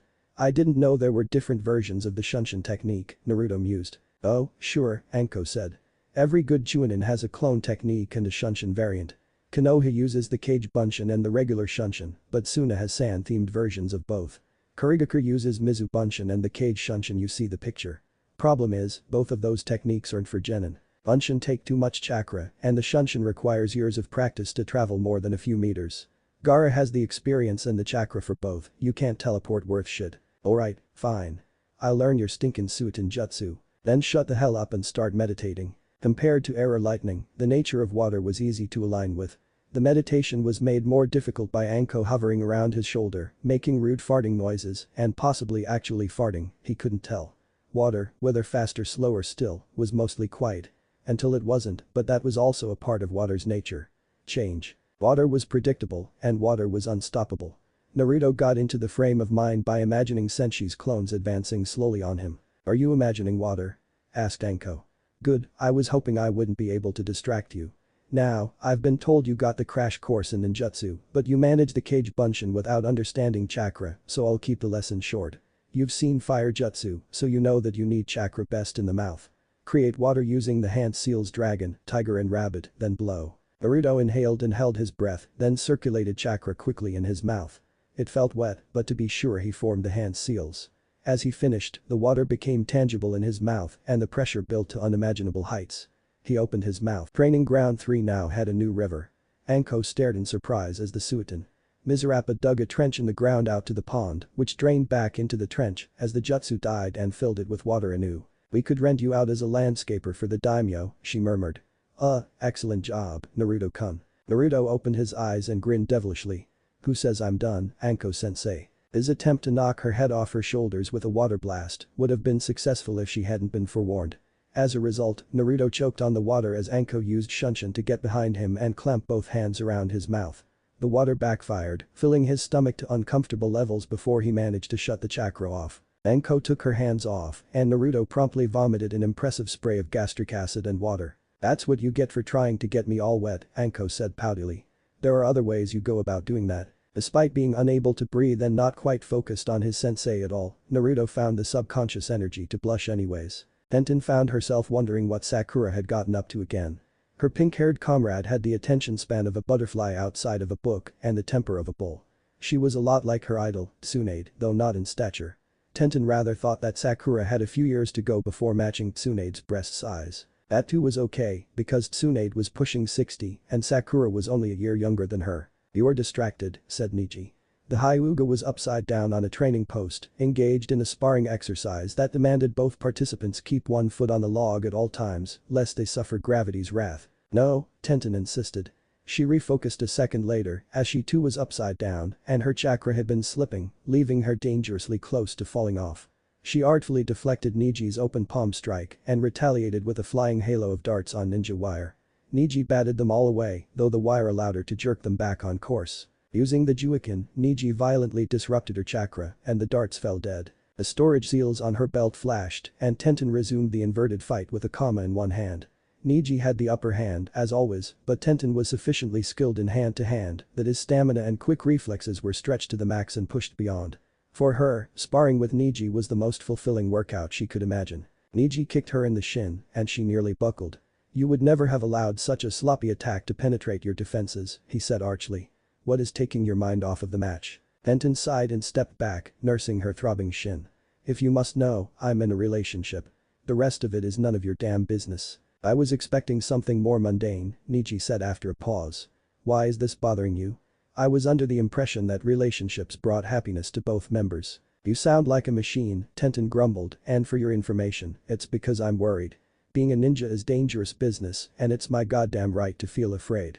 Now that we've settled that, Neji clapped the sickle's blade between his hands and kicked Tenten again, this time in the belly. Whoever your boyfriend is, I am sure you've chosen him in part due to his competence. He will be fine, Neji insisted. You, however, are in danger of falling off the log and cracking your skull open, so I would suggest you pay attention. By the end of the sparring match, Tenten had been driven unconscious and Neji had a small wound on his arm. He managed to catch her falling and he wondered who the lucky bastard he had to scare off was. Anko-sensei, you said something about there being 7 types of ninjutsu, Naruto recalled. They were replenishing their chakra stores after the latest sparring match, in which Anko made the executive decision to increase his leg weights because the odd ones were too light now. Well, 7 main ones, said Anko, lying on her back and staring into the sky. There's stuff like Fuinjutsu and summoning ninjutsu as well, but those aren't classified the same way. Why do you ask? Well, I met a ninja in Wave Country who could use ice release. You didn't mention that on your list. Naruto cocked his head thoughtfully. Not that Hyutin would be specially useful, Gaara could just crack the ice, but why didn't you include it? Anko heaved a sigh. She didn't like talking about Kekkei Genkai, but some subjects needed to be explained outright. Your buddy has what we call a bloodline limit, she explained. One of the 2 ways to have a Kekkei Genkai is to perfectly balance 2 chakra natures. It's pretty much impossible unless your parents can do it, so not many people actually have that anymore. Ice release is a perfect balance between wind and water chakra, for example. You said almost impossible, Naruto said suspiciously. Doesn't there have to be a first person to have a Kekkei Genkai? Right, Anko replied. The Shodai Hokage was the first to have the Mokuton, which is a perfect blend of earth and water, and recently a family in Iwagakure managed to combine earth and lightning. It only happens once in a blue moon, though. What's the other way? Naruto asked eagerly. Sasuke team's eyes are a Kekkei Jinaki, right? And in Hinata-chan's eyes too. And Shino has bugs everywhere. The Aburam don't have a bloodline limit, they're just strange, Anko remarked. Hinata's eyes are a Kekkei Genkai called the Byakugan, and it came from a Jinchuriki. What? Naruto exclaimed. The first Hyuga, Anko said in a professorial tone, was a man by the name of Hitsuke. Long before Konoha was founded, a demon was sealed in him. An Oni, I believe, but Iruka-sen would know for sure. Anyways, he was immediately blinded, and that was that. His son was born with the Oni sealed in him, Hitsuke dying after its extraction, but he could see despite appearing blind. Hitsuke's 3 grandchildren were all girls, and each could see as well. Over time, the Oni's diluted chakra empowered their eyes into what we know as the Byakugan. Later, a man who married a Hyuga had children with Sharingan, and they broke off to form the Uchiha clan. Sasuke's got mutant eyes. Anko slapped her forehead. Is that all you got out of that? Naruto reflected on the expose. And Hinata's a Jinchuriki too. No, you don't, Anko sighed. Maybe the first Uchiha was an Oni's Jinchuriki too, and that's what caused the mutation, but the original Oni was split into fragments a long time ago. Especially powerful Byakugan like Neji's are because of higher concentrations of demonic chakra. Same with the Nahara clan's Kekkei Genkai. Their ancestor was the Jinchuriki of a Bakaneko, and all of her descendants have the occasional flight Kekkei Genkai and the instinctive ability to form fire without chakra. It's all to do with whether the demon is extracted before you die. Naruto was silent for a few minutes. That's pretty heavy, sensei, he finally said. You're saying I could be the head of a new clan? Anko shrugged. It's up to you, Naruto-kun. Anko was not the only competitor to spy on Gaara. Dosu Kanuta, backed by his teammates Kin and Zaku, observed the lone Suna shinobi. He looked far younger than he really was, which by all accounts was still quite young. Gaara was also rather short and harmless looking until you saw his haunted eyes, difficult to do in the dark. He was far more intimidating when surrounded by a sandstorm. Why didn't he kill the green idiot like he was supposed to? Kin murmured. Change of plans. Nara Shikamaru interfered, Zaku said tersely. We have to neutralize Gaara with poison at least 30 seconds before Yakushi-san will step in, so we need to tag him at least once. Why isn't Kabuto-san doing this himself? He's the one who can regenerate both arms if Gaara crushes them off, Kin bit off irritably. He's a short-range fighter, Dosu ticked off on his fingers, he's a coward, and he has minions. Spread out, minions. Swearing over the radio, Zaku and Kin stole away through the alleyway surrounding the Jinchuriki. Gaara sat quietly on a street corner at midnight, enveloped by the fog of misery that mother projected and the shroud of night. It was this situational unawareness that Kintsuchi hoped to take advantage of. That and the fact that their entire cell was long range. Against an honest-to-God Jinchuriki they might stand a ghost of a chance, especially one so well suited to their strengths. On my signal, Dosu ordered. Consummate professionals, the other Odo shinobi held their positions while their leader began manipulating sound waves. Gaara probably didn't notice, even as his perception was distorted heavily by the warping of his inner ear. Zaku waited until the Redeed was forced to stand up and wander drunkenly down the street before aiming both palms at him. Gaara didn't notice the twin blasts of air at first, but his shield of sand was able to absorb the impact. He turned around, almost doubling over as his mind protested the movement. Dosu ramped up the sound attack, aiming to disorient as well as disable. The sounds of the beginning battle had lights turning on in windows, but it would be a matter of minutes before any real help arrived. Kabuto had mud clones disabling the Anbu patrolling the area, which gave them roughly 10 minutes before news of a battle in the middle of a street reached the upper echelon. Whatever intelligence controlled Gaara's sand, it obviously relied at least partially on Gaara's senses. Kin Senbin were mostly devoured by the amorphous defense, but a fair number slipped few and simply happened to miss. Gaara was a small and moving target, after all. Zaku primed for another air blast and released them in tandem, stretching both Gaara and Shukaku to the limit. "Why are you so eager to die?" Gaara asked savagely, sending a roiling tendril of sand at Kin. "Orochimaru-sama needs greater control of you, bastard," Zaku replied, mostly to himself. "Speaking of bastards, where's Yakushi-san? He's not going to help us, Dosu." By then, Gaara had realized who was messing with his coordination and set a trap. A sandy sphere the size of a marble drifted innocuously away from the fight, then swung back and snuck into the back of Dosu's sandals. With bone-crushing strength, the minute amount of sand severed both tendons and left Dosu immobile. He lived long enough to see Gaara's chilling smile, then died at the hands of Shukaku. The sand burial lasted only for a second and completely obliterated any trace of the poor ninja. He didn't even have time to scream. "Shit." Zaku hissed. "Kin, hurry up and give him a love tap already." "I'm trying." Kin retorted hysterically. Zaku's next attack gave her a small opening, but Gaara covered it without even looking. The sand was now creeping towards Zaku, though Gaara remained uncaringly immobile. Kin gauged their odds of success to be close to nil. The neighborhood was alive with concern now. Zaku's attack made a satisfyingly loud thwump every time it hit, which Dosu had always complained was a bad attribute for a ninja. Kin found herself agreeing, though Gaara didn't care about petty things like arrest or execution. "Mother wants your blood," Gaara said chillingly, and Zaku's struggles lasted only long enough for him to pulverize a nearby wall before he went the way Dosu did. Screw this, Kin thought. After a perfunctory check for Kabuto, she backed away from Gaara and ducked quickly through the advancing line of Anbu.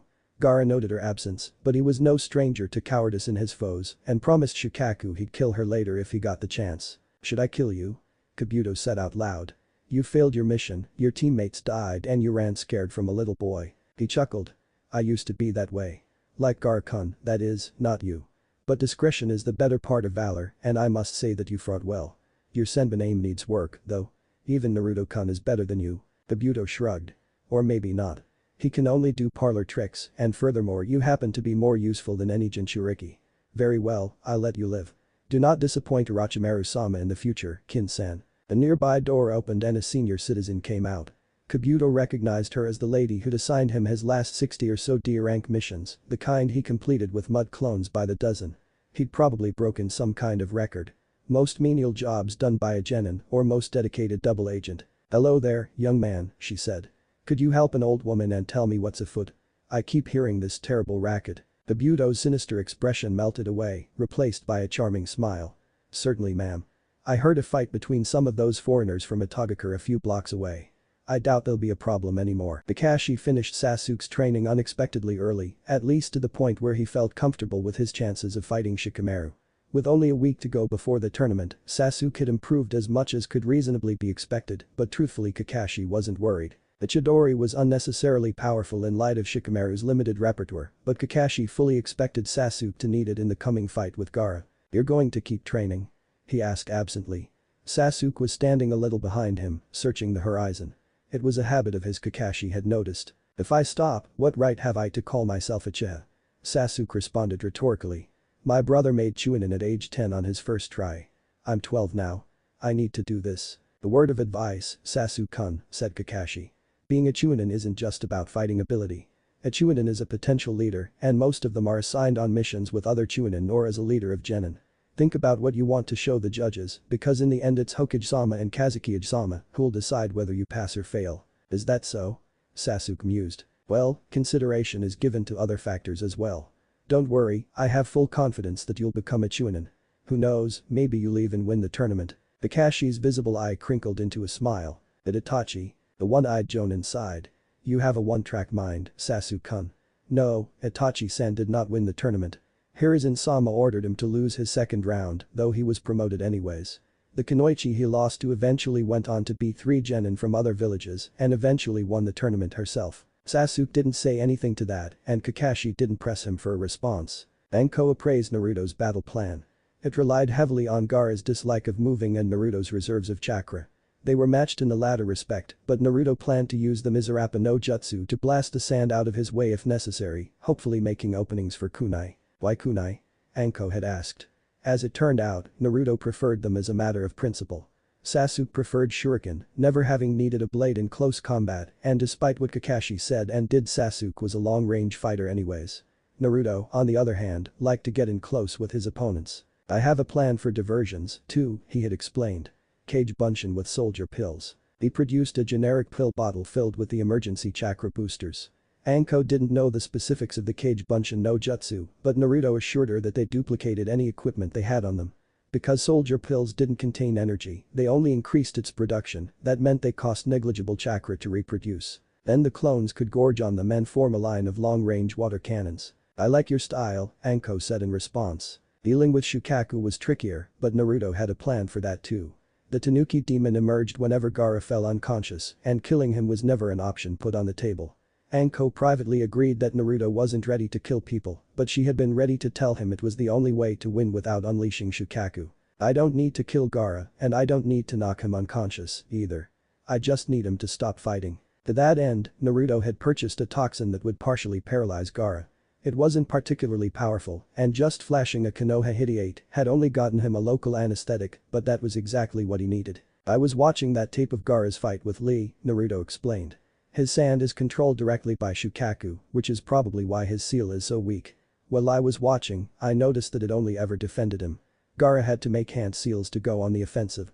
He has to move his arms to attack, and he can't do that if I tag him with this painkiller stuff. Anko wondered if he had stolen the drug from a medic because as far as she knew there were no stores selling lidocaine in Konoha at all.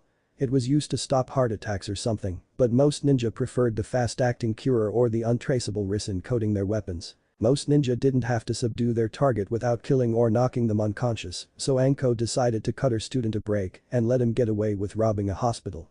Nothing she hadn't done before. Are you sure you can get him? She had asked. I have a plan for that too, Naruto had replied confidently. I gotta say, that's the best thing you've taught me. Have a plan for everything, and you'll never lose. Let's celebrate, Anko said suddenly. Celebrate what? Naruto asked. Nothing's happened worth celebrating. For all I know, Gaara could kill me in 6 days. That would suck, then I'd never become Hokage and make everyone here respect me. Oh, and I guess I promised to get rid of the Hyuga curse seal, so I can't let Gaara kill me. Still, why celebrate? Why not? Anko countered. When you get to be as old as I am, you realize that you have to party before the battle, just in case your friends don't come back alive. Anywhere you want to go in particular? Ichiraku Ramen. Naruto declared, getting off of Anko's couch and looking around for her phone.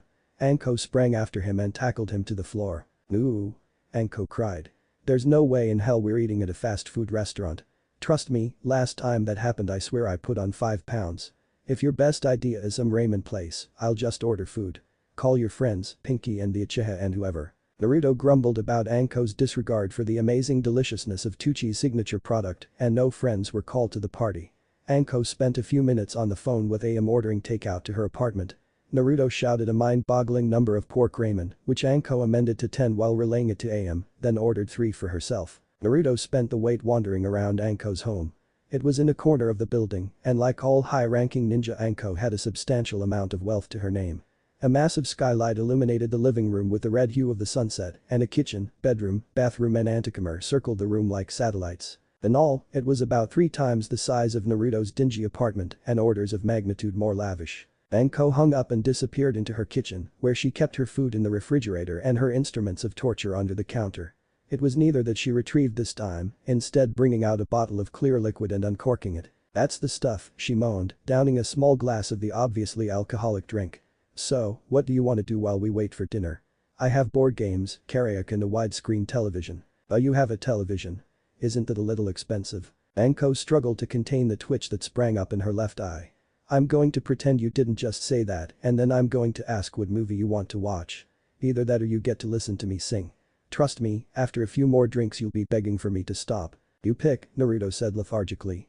I sound like Shikamaru, don't I? You've earned it, Anko offered generously. Let's see. I have a few kaiju flicks and the complete Fujikazuki collection. Wow, I thought I had more. Naruto wandered over, frowning. You do. See, that one on the end. Tsunade. The legendary sucker. Anko checked the title Naruto had referenced and turned beet red. We're not going to watch that one.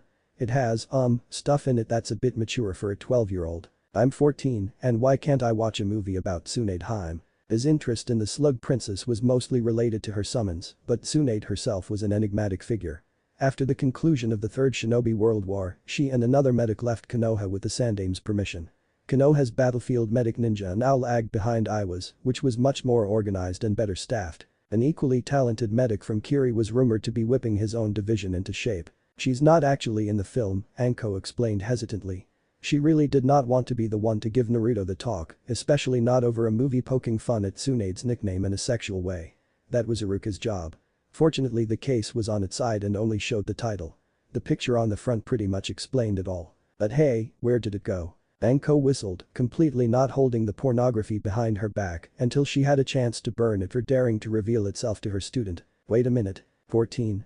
She exclaimed. Christ, when did you start at the academy? You're pretty damn short, you know that. I failed the graduation exam twice, Naruto said bitterly. By the time I graduated, Sakura-chan and Sasuke both caught up. And I haven't hit my growth spurt yet, okay, someday I'll be taller than both of them. Right? Anko snorted. We'll see. Oh. You're 14. Yeah, so? That makes you legal. Care for a drink? Feeling more dejected than ever, Jiraiya finally returned to Konoha. A crisis had arisen in the northeast, but his spies were happy to inform him that Kumo had it well in hand. One of them turned out to be on Orochimaru's peril, so he spent an additional week straightening it all out. Predictably, Anbu summoned him to Sarutobi's office the instant he set foot in the village, which was annoying, even though he had planned to do that anyways. Clearly he was no longer in Hiruzen's good graces. Explain, was the first thing the Hokage said. There was an emergency, Jiraiya said, equally serious. Konoha's spies were compromised by Orochimaru. I spent a while cleaning house. Could it have waited? No. The temperature in the room was dropping rapidly. Jiraiya, I told you to give Naruto the toad summoning contract. Imagine my surprise when I am informed that he now has a different contract. Given his recent association with a private instructor, it may be that he has somehow done it on his own, but perhaps you've managed to pleasantly surprise me. I told you, Jiraiya said wearily, giving apprentices contracts is bad conduct. Sure, some groups like the Seven Swordsmen have traditions and such, but the only way to work effectively with a summon is to use the Kuchiyas no Jutsu yourself. This isn't about Naruto's effectiveness, it's about village morale, Sarutobi growled.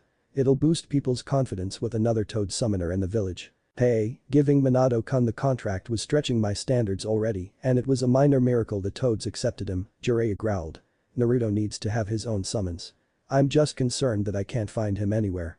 He never showed up in his apartment, and somehow none of the people he usually spends time with have seen him. Kakashi, Book-chan, Ibisu-san and Konohamaru, I even staked out that ramen place for 10 hours before they showed me out. If Naruto doesn't want to be found, then clearly he won't. You call yourself a ninja? Sarutobi shot back. If you'd retained even the faintest spark of initiative I hammered into your silly head, you would have checked the mission boards. He's been training with Mitarashi Anko-san for the Chunin selection exams. That's unfortunate, Kakashi remarked tonelessly.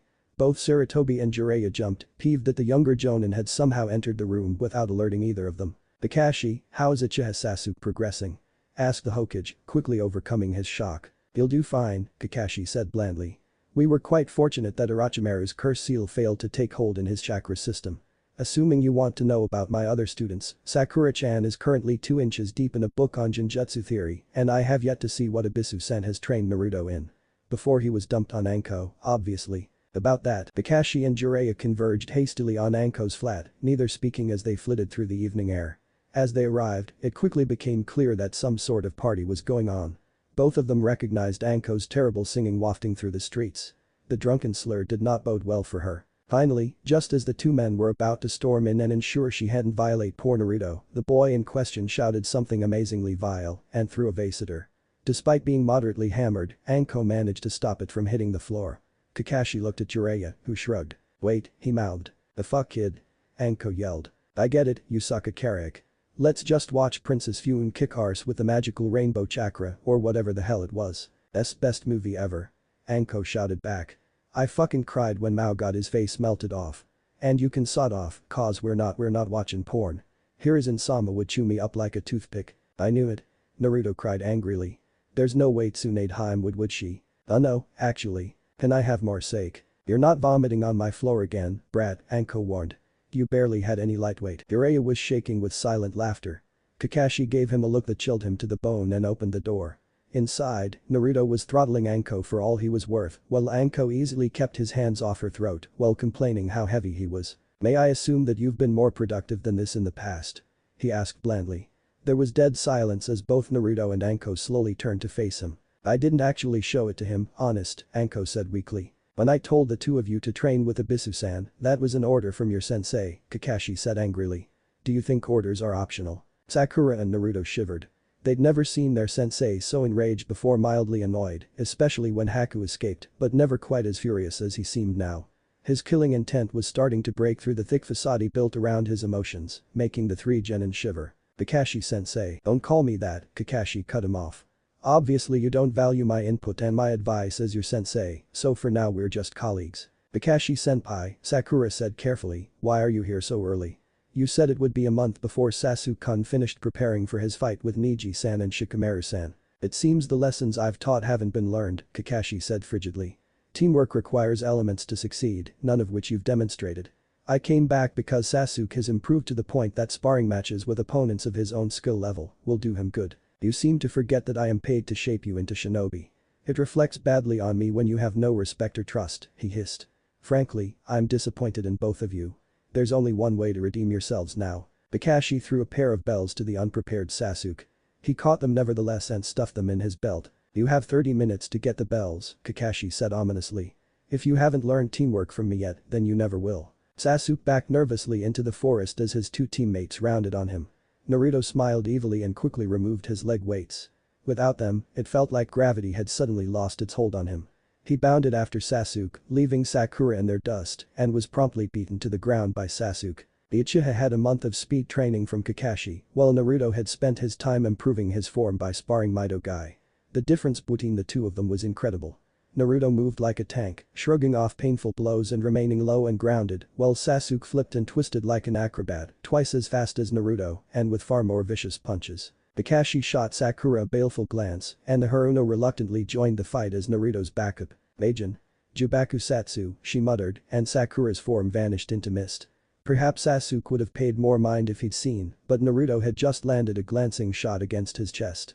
For the purposes of sparring, bare-handed strikes to the chest were considered blocked by the flak jacket, but Naruto had actually come close to winding him. Sasuke stumbled back and was promptly swallowed by tree roots. Their sensei wondered where Sakura was learning B-rank ninjutsu, but Sasuke had already dealt with it. The knowledge that the roots were fake was enough to resist their immobilizing effect, and before Naruto could capitalize he had activated his Sharingan. Sasuke pivoted and lashed out with a kick that Sakura was forced to duck under, but then Sasuke was beset on both sides, Naruto high and Sakura low. Given his superior eyesight and lightning-fast reflexes, Sasuke didn't bother maneuvering out from between them. Instead, he feinted towards Naruto and doubled back behind Sakura. Her eyes widened as Sasuke reappeared at her back and put her into a headlock. Sakura flailed wildly as Sasuke attempted to choke her into unconsciousness, but his grip kept her relatively short arms away from the important bits. Naruto circled warily, not afraid of hitting Sakura, but worried that action would give Sasuke an opening. At last, Sakura pulled her hands together and slapped together a genjutsu that made Sasuke feel like he had suddenly accelerated to hundreds of miles an hour. Startled, he dropped her, and Sakura dashed away like a frightened rabbit. Sasuke adapted his genjutsu defense to include auditory and tactile sensation, trusting his Sharingan. Together, Sakura and Naruto rushed him and drove Sasuke back at a ferocious rate. Sakura abandoned genjutsu entirely and moved just behind Naruto with a brace of shuriken. As Sasuke was forced to creatively evade Naruto's crushing blows, Sakura threw first volley of steel ninja stars. One lodged itself in the leather of Sasuke's sandals as he tried to kick the weapon out of the air, and he winced as he landed on that foot. Sensing his distraction, Naruto's roundhouse kick launched Sasuke bodily into the air. With uncanny agility, Sasuke landed on one foot and pulled the shuriken out of the other shoe. He set his stance, formed three hand seals and puffed up his cheeks. Pain. Kakakyu no jutsu. He grunted. Suiton. Mizurappa no Jutsu. Naruto snarled. An equally large stream of water met the roiling flame halfway between them and both stopped dead. Further into the fireball the water evaporated far too quickly, but the water also provided a barrier that the fire couldn't penetrate. For some time, Uchiha and Uzumaki stared each other down over their respective jutsu. Sasuke faltered first. Producing heat from chakra was less intensive than creating matter from energy, but his control was stretched by maintaining the temperature and size. As the fireball flickered and faded out, Naruto's powerful blast of water caught him full force and pushed him back until he managed to swerve to the side. Naruto ended the stream of water and approached Sasuke slowly, rubbing his hands. "I finally beat you," he said in satisfaction. "Honestly, I thought it would take longer than this." The great Uchiha Sasuke. Sasuke met his gaze, and the Sharingan yawned wide and swallowed him whole. Naruto started shaking, ostensibly from fear, even though he wasn't especially afraid. Sasuke stood up, looking the worse for wear, but with plenty of fight left in him. As long as he looked Naruto in the eyes, the other couldn't so much as flinch. Both Sharingan had 2 Tamo. Naturally, neglecting Sakura had consequences. The Kunoichi was slower than both of them, but Sasuke was too occupied with holding Naruto still with the strength of his Genjutsu to react in time. She sprinted up to Sasuke, wrapped one arm around his neck and held the tip of a kunai to his throat. "Look away," she instructed. Sasuke reluctantly ended the Genjutsu, keenly aware of the rivulets of blood running down his collar. Naruto reached out and extracted the bells, smiling impishly. "Teamwork is great, ain't it?" he said happily. Sakura held her hand out for a bell, and Naruto's smile vanished. Not one of them moved so much as a muscle. Naruto with both bells, Sakura waiting for him to end the exercise, and Sasuke held at knife point. "Well?" said Kakashi. "Give her one and we'll move on with your training. There are some kinks in your taijutsu that need to be worked out before your Goken will be of any use." Naruto looked at Sakura for a long while, then turned to Kakashi. "No." Kakashi cocked his head to the side. "I beg your pardon. You were right, I don't value your advice as my sensei." "You're barely my sensei at all," Naruto yelled. "It's your job to train us, but the minute Sasuke asks for private training you abandon us for 3 weeks. That's not just favoritism, that's irresponsible. I have to fight Gaara of the Sand and your response was you can't do it. My decisions are not for you to question," Kakashi said icily. Sasuke hadn't actually asked for private training, but given the thinness of the ice Naruto was on it didn't matter. "Had you bothered to find Ibisu, he would have begun your ninjutsu training. I know for a fact that he has a grounding in every discipline except for ninjutsu, but you chose to spend a small fortune on Anko instead. If that's your choice I don't have the authority to say no, but I chose to train Sasuke because he has the best chance of becoming Chunin out of all of you. Honestly, he was the only one ready for the responsibility at the beginning of the exam. Come back with a few more years under your belt. So that makes it okay to just abandon us?" Naruto shot back flippantly.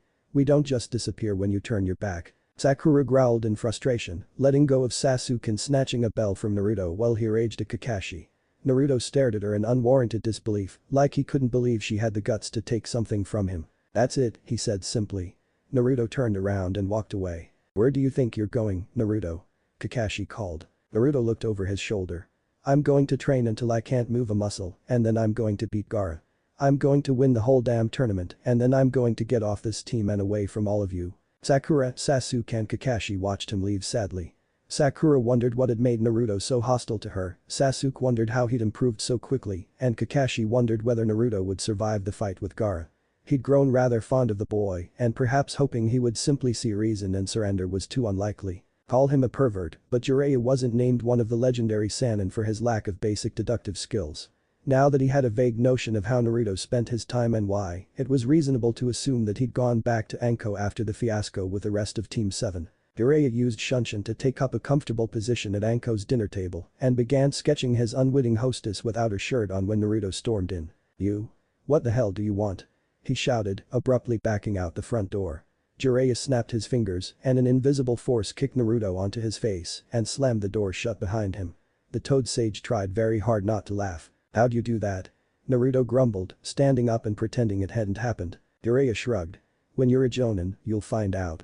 Anyways, I'm here because I want to talk to you." "You're Jiraiya, right?" Naruto asked. "How come you picked now to just show up and offer me something?" Jiraiya wondered what he was supposed to tell the kid. His initial plan to offer Naruto the chance to apprentice under him was shot to pieces, but his official reason for interest in Naruto was still valid. Training and controlling the Kyuubi. He said as much and watched as Naruto turned an interesting shade of purple. "All my life, people turn around and walk away when they see me, and I used to wonder why they hated me. At least they had a good reason. Where were you for the last 14 years when the entire village was worried I would snap and kill them? You could have helped me. You could have told them. You could have sealed the Kyuubi in a fucking cooking utensil like Shukaku and not a human being, but you did. Why me, anyways? Was there nothing convenient for the Yondaime on hand to seal the nine tails into other than a fucking human baby? The fucking day I was born I must have the worst karma in the world. Who was I in my last life to deserve this? The Sandaime Mizukage. The Yondaime Hokage, for sealing a demon into a orphan. Wouldn't that be ironic? Jiraiya sucked in a deep breath. He hadn't expected Naruto to be this jaded and now he had to live with the consequences. He suspected that now would be a bad time to mention that he was technically his godfather, who had been absent for the past 10 years because of his position as head of Konoha's spy network. What else can I possibly say? He wondered frantically. Why am I even thinking about this? Naruto-kun should be jumping at the chance to learn from me. Before he died, Jiraiya began apprehensively, the Yondaime started work on a jutsu powerful enough to incapacitate or kill without using hand seals. It used some principles I didn't entirely understand, but I gather that it's based off of a natural phenomenon.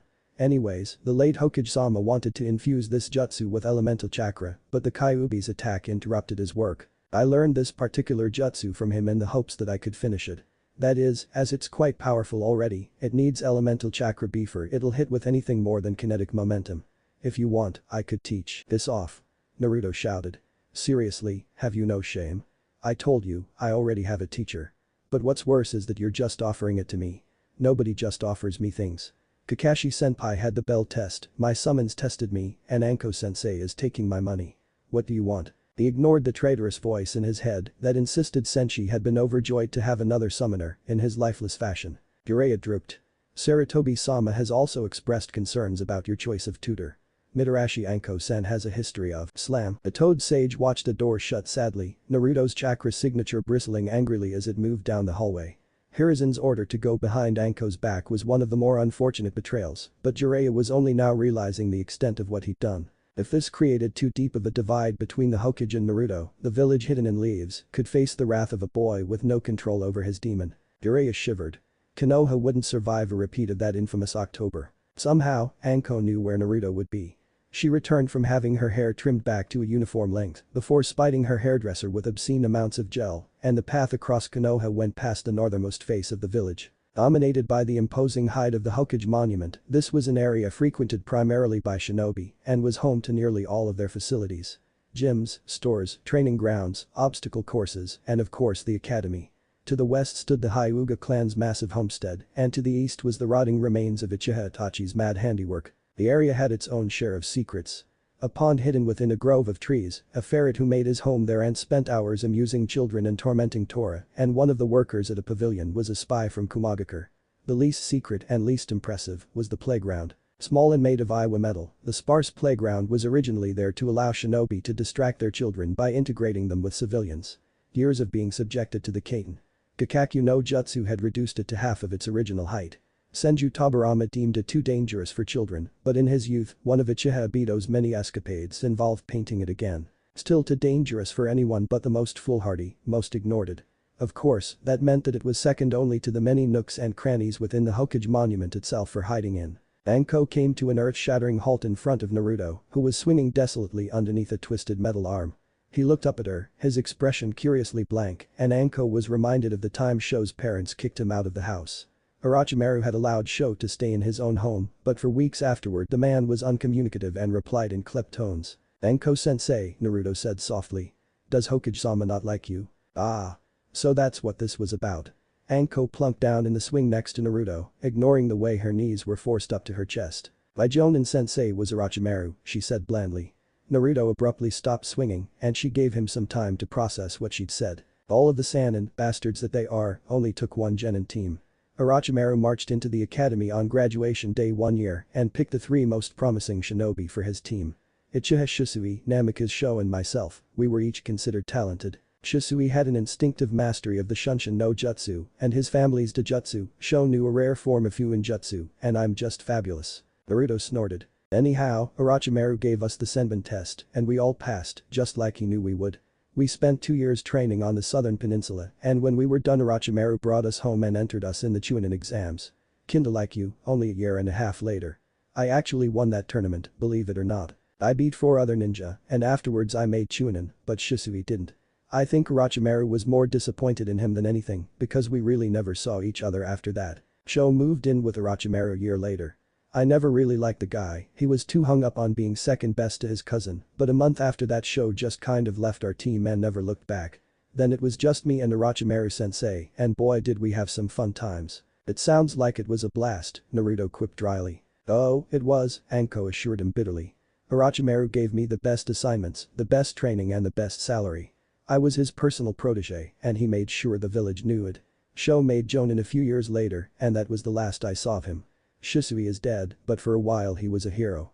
After the Yondaime Hokage died, he was the fastest man in the world. But as I was saying, I was alone. I didn't even have parents. You're an orphan? Naruto asked curiously. Yup. Said Anko.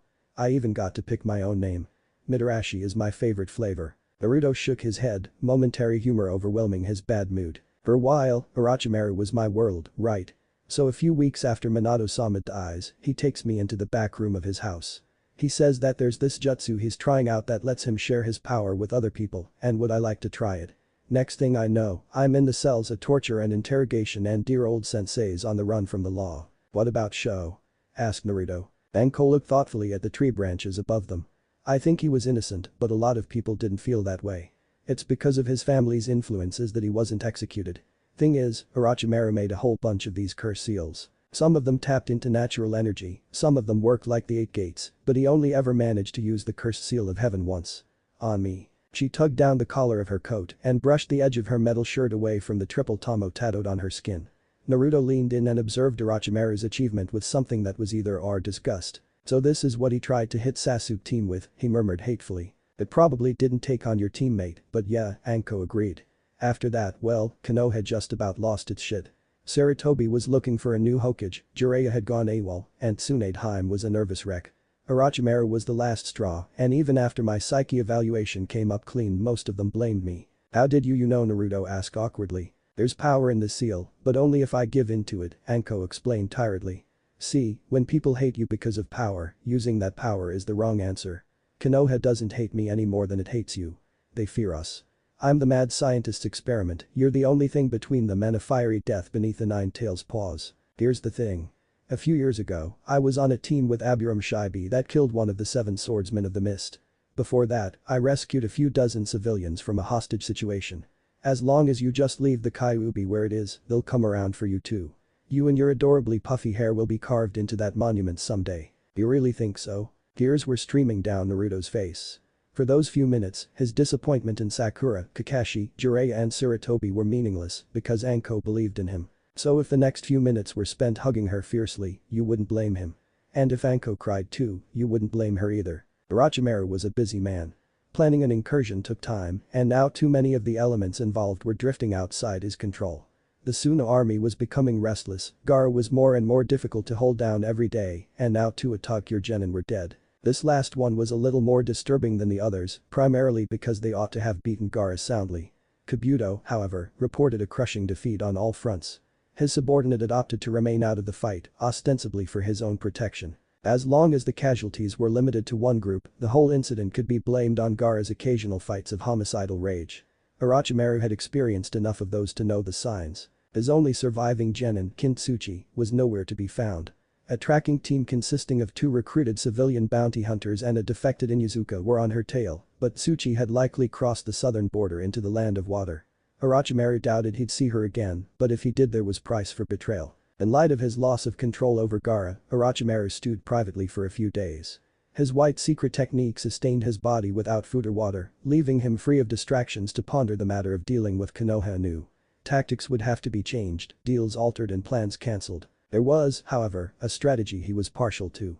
A favorite of Sarutobi's during the Second and Third Ninja World War. When you lack strength, a suitable show of force will work as well. The idea burrowed into his mind, becoming more and more workable until Orochimaru was doubled over in laughter as an alternate invasion plan popped up in his mind. As the Snake Sage took stock of his remaining forces, he summoned the Sound 5. Their training had one more hurdle in the final hours before the invasion. Hey, where are you going? Tenten asked plaintively. Sakura looked back at her and shrugged, not entirely sure where she was going either. I guess I'll find out when I get there, she said. Is Lee-san here yet? Tenten shook her head. Guy and Kakashi were with the other Jonin sensei, Neji, Naruto and Sasuke were all competitors, and Lee wasn't done his sensei's challenge to do 100 laps around the village carrying a civilian. Sakura suspected that Naruto had been doing that earlier, only to leave early for the tournament. Denton pressed a kiss to her cheek and Sakura left for her mystifying destination with a blush coloring her face. Preoccupied by her girlfriend, Sakura walked aimlessly down the back corridors of the arena, noting that they followed a predictable pattern to accommodate the bleachers above, storage rooms, a medical facility near the arena floor, and evenly spaced places for competitors to get ready and receive last-minute pep talks from their sensei. Sakura knew she was on the right track when she passed Saratobi Asuma coming out of one of the changing rooms. He looked haggard, his cigarette's end chewed into an unrecognizable pulp.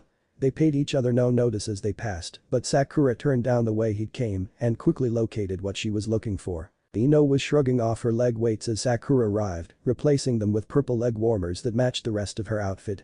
Ino trained with light weights, which in ninja terms was about 15 pounds. Unusually, she also wore a heavy metal jacket, which was shucked and exchanged for a tan vest made of chakra-resistant material. In theory, the stuff could protect her from non-lethal Juukan strikes, but in practice all Neji had to do was pour on more chakra and hope he didn't kill her. "Hey, Ino pig," Sakura said quietly.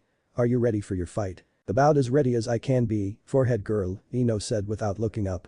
"There's no way I'm going to win, so Asuma-sensei says my best chance is to prove that I'm ready to be a Chunin by not losing horribly to Neji-san. Are you going to try and use your Shintention?"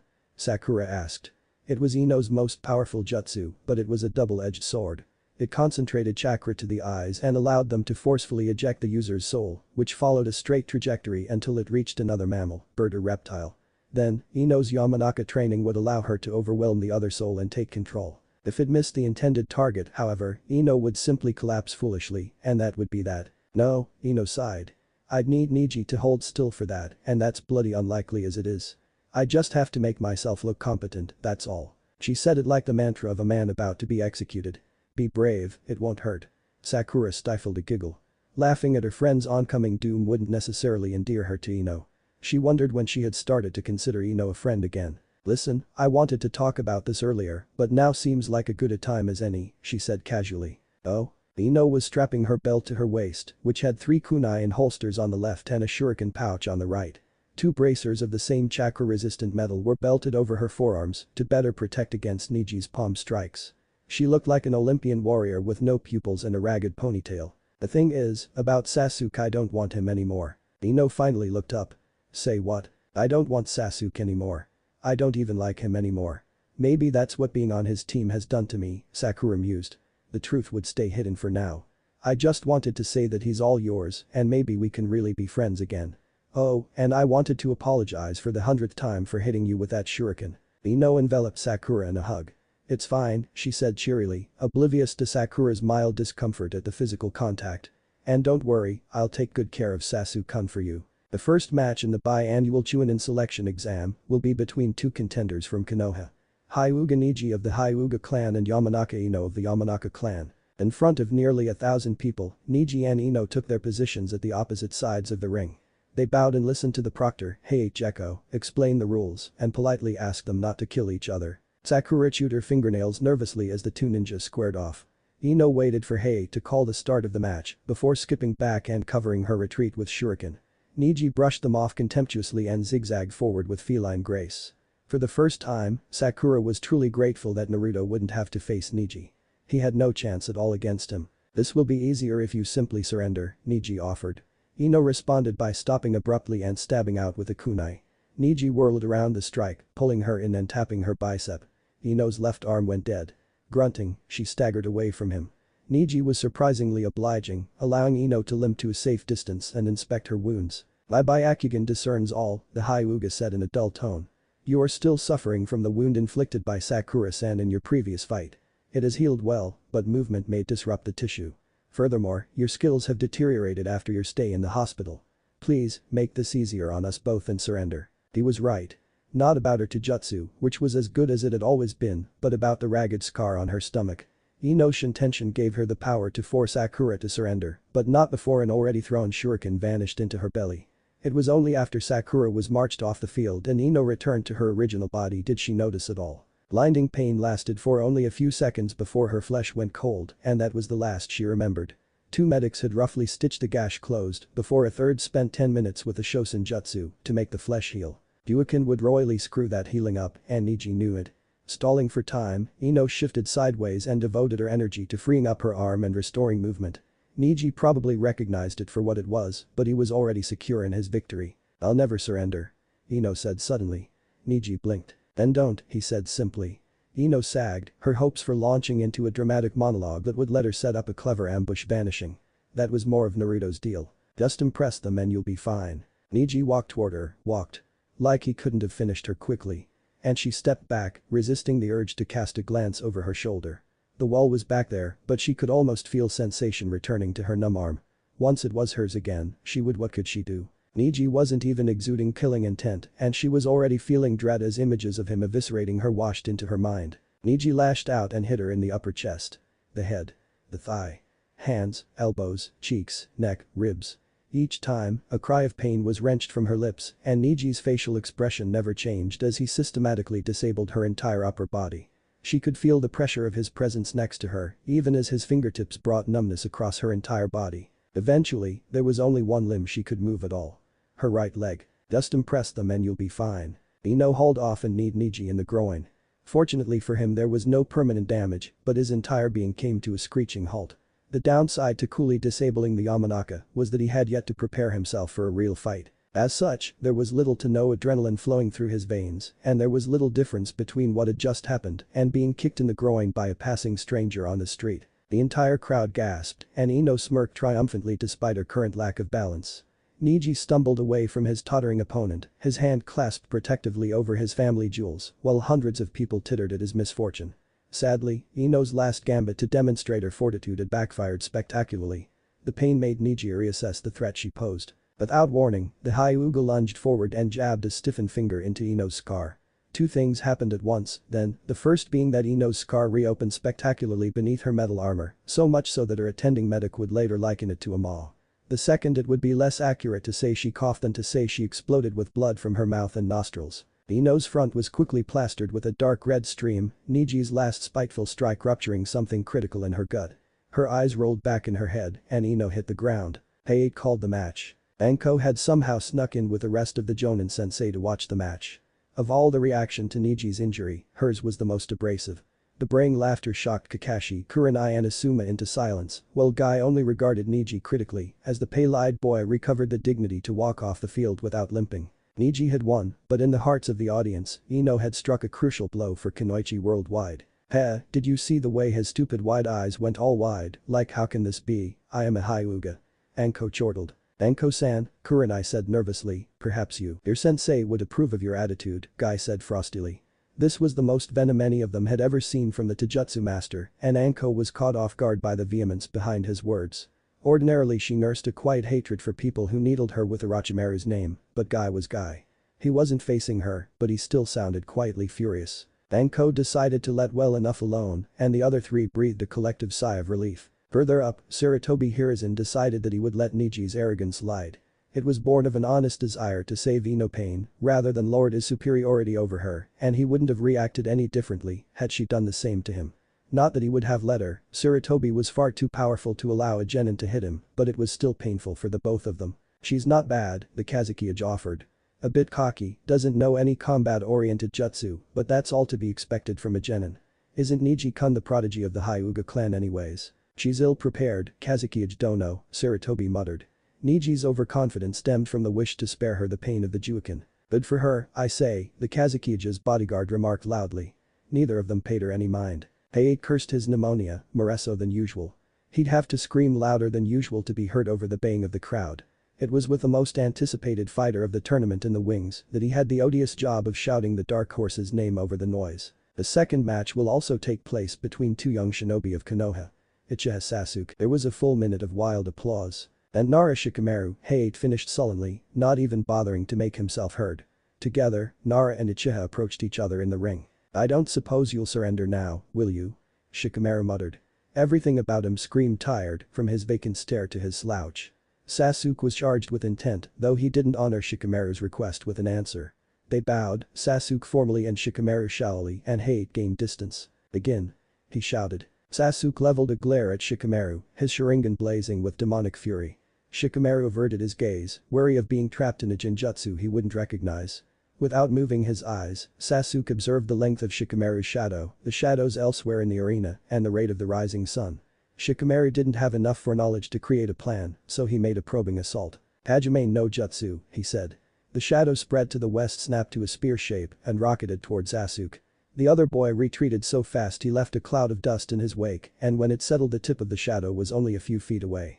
Sasuke memorized its width and length, calculating the total surface area and how thin Shikamaru could spread his shadow. "I don't suppose you'd mind walking forward a bit?" Shikamaru drawled. A few nervous laughs echoed from the audience. "Will you cease mocking me?" Sasuke growled. "Tiger monkey boar horse tiger. Haten. Kakakyu no jutsu." Crap, thought Shikamaru. The light from Sasuke's fireball dispelled all shadows, but moreover it forced him to move from his comfortable defensible position. Already it felt like he was standing next to a warm bonfire and soon he'd be cooking in his skin. Maintaining enough distance from the ethereal flames was hard, but Shikamaru managed. As soon as the flames died, Sasuke charged heedlessly through the heat and smoke. The two of them engaged into jutsu for a minute, Sasuke careful to keep Shikamaru's hands apart from each other. Try as he might, Shikamaru couldn't wrest control of the fight back. A low knee was parried sideways, resulting high strike stopped dead with ninja reflexes. Shikamaru was outmatched, but he managed to force Sasuke off balance for a few seconds. "Hajime complete," he panted, sweat pouring down his forehead. Sasuke looked cool and composed, if it a bit more tired. He bent over, mimicking Shikamaru's defeated gesture. "You can't win," the Uchiha commented. "How long can you even keep this up?" Shikamaru shrugged, and so did Sasuke. "A few minutes," he said lackadaisically. "I'm just waiting for an idea to come to me." An idea did not come to him, and so Shikamaru simply flopped onto his back. Sasuke did the same, though he looked distinctly less amused about it. "I wish I was a cloud," Shikamaru said seriously. "Clouds don't have to put up with all the shit my parents expect from me. Ninja are supposed to kill people, and as if that weren't troublesome enough, we're supposed to die too. That's the price of living in Konoha, right? Well, there are actually a lot of older ninja here, but only because we don't have any wars going on right now." Hate sighed. "Kid, wrap it up or your buddy here wins by default," he coughed. "I just want to stop, you know." Shikamaru continued. "I want to drift by in the world. I would too if only my clan didn't expect so damn much from me." "You're preaching to the choir," Sasuke thought, feeling the presence of his father and older brother above him. He decided to let it slide. "But I can't. After everything this village has done for me, I'm going to stand up and fight. But I won't fight you, Uchiha Sasuke-chan. I forfeit. The winner is Uchiha Sasuke." Hate roared hoarsely. "That was lame," Kiba said. "I mean, Sasuke was supposed to beat Shikamaru to a bloody pulp. What happened?" "Shikamaru-san must have thought that his chakra would have run out," Hinata said. Her Byakugan weren't centered on Shikamaru's chakra network at the time, but it seemed obvious to her that he had reached the end of his rope. Whatever Shikamaru had in mind when he gave up the fight, it hadn't come to pass. Shikamaru stumbled into the stands, arms wrapped around his chest. Sasuke had not pulled his punches, and the Nara looked raw all over. He bumped knuckles with Shino on his way out, but Kiba accosted him before Choji could draw him away from the world of everyone else. "Hey, what was up with that?" the Inuzuka demanded. "I didn't want to embarrass myself any further," Shikamaru said shortly. Choji chose that moment to literally bowl him over, and Shikamaru's time was thereafter occupied with reassuring him that Ino was fine and talking him down from suicidally challenging Niji. The Kazukiya's bodyguard snorted in disgust. "What the hell kind of fight was that?" she exclaimed. "They call themselves ninja. You were like that once," the Kazukiyage remarked mildly. "Young, cocky, and just waiting to be stabbed to death on some battlefield." She grit her teeth. "You're right, Kazukiyage-sama. Still, Naruto is unfit for the burden of Chunin," Sarutobi said candidly. The third match was Temari vs Aburame Shino. Not many people could honestly say that Shino didn't unnerve them, but Temari was one such person. After a lifetime of watching various gruesome deaths, being unable to stop them and knowing that you could damn well be next did a lot to throw your sense of strangeness off. Then a cloud of insects burst from Shino's body, and Temari reminded herself that some people chose to be strange. The Kakeichu were one of the many species of insects that the Aburame played host to, infamous for their ability to drain chakra and distribute it amongst their fellow beetles. Temari swatted the dark cloud away with her fan, a powerful blast of wind freeing up the space between them. "This is a predicament," Shino mused. "I cannot use my colony to full effect if they are consistently driven away from you. It seems I must resort to unconventional tactics." Unconventional by whose standards? Temari wondered. Shino reformed his swarm between them like a wall and pushed forward. Tamari blasted through the insects with a sweep of her fan, but Shino himself came charging through. He landed a solid punch to her face, but Tamari wasn't a kunoichi for nothing. Ignoring the fact that she'd be dead if he'd used a kunai, she swung her fan out of the way and hammered Shino in the gut. The abiram flowed with a blow like a strand of seaweed in a current, then shot back towards her head again. This time, Tamari easily guided the blow past her head, twisted Shino about by the arm, and slammed him to the ground in a hammerlock. It was his curious pliability that made her realize her mistake. Shino dropped the hinge and appeared as he was. A massive Kakechu masquerading as a man. The real Shino came in from behind, armed with a long-handled knife, but Tamari easily knocked him aside with the butt of her war fan. Hamitachi no Jutsu. She proclaimed as she spun about, hundreds of slicing blades lancing into him and his Kakechu. A dozen of them dropped dead, too tightly packed to avoid the invisible death, and the entire hive was disrupted.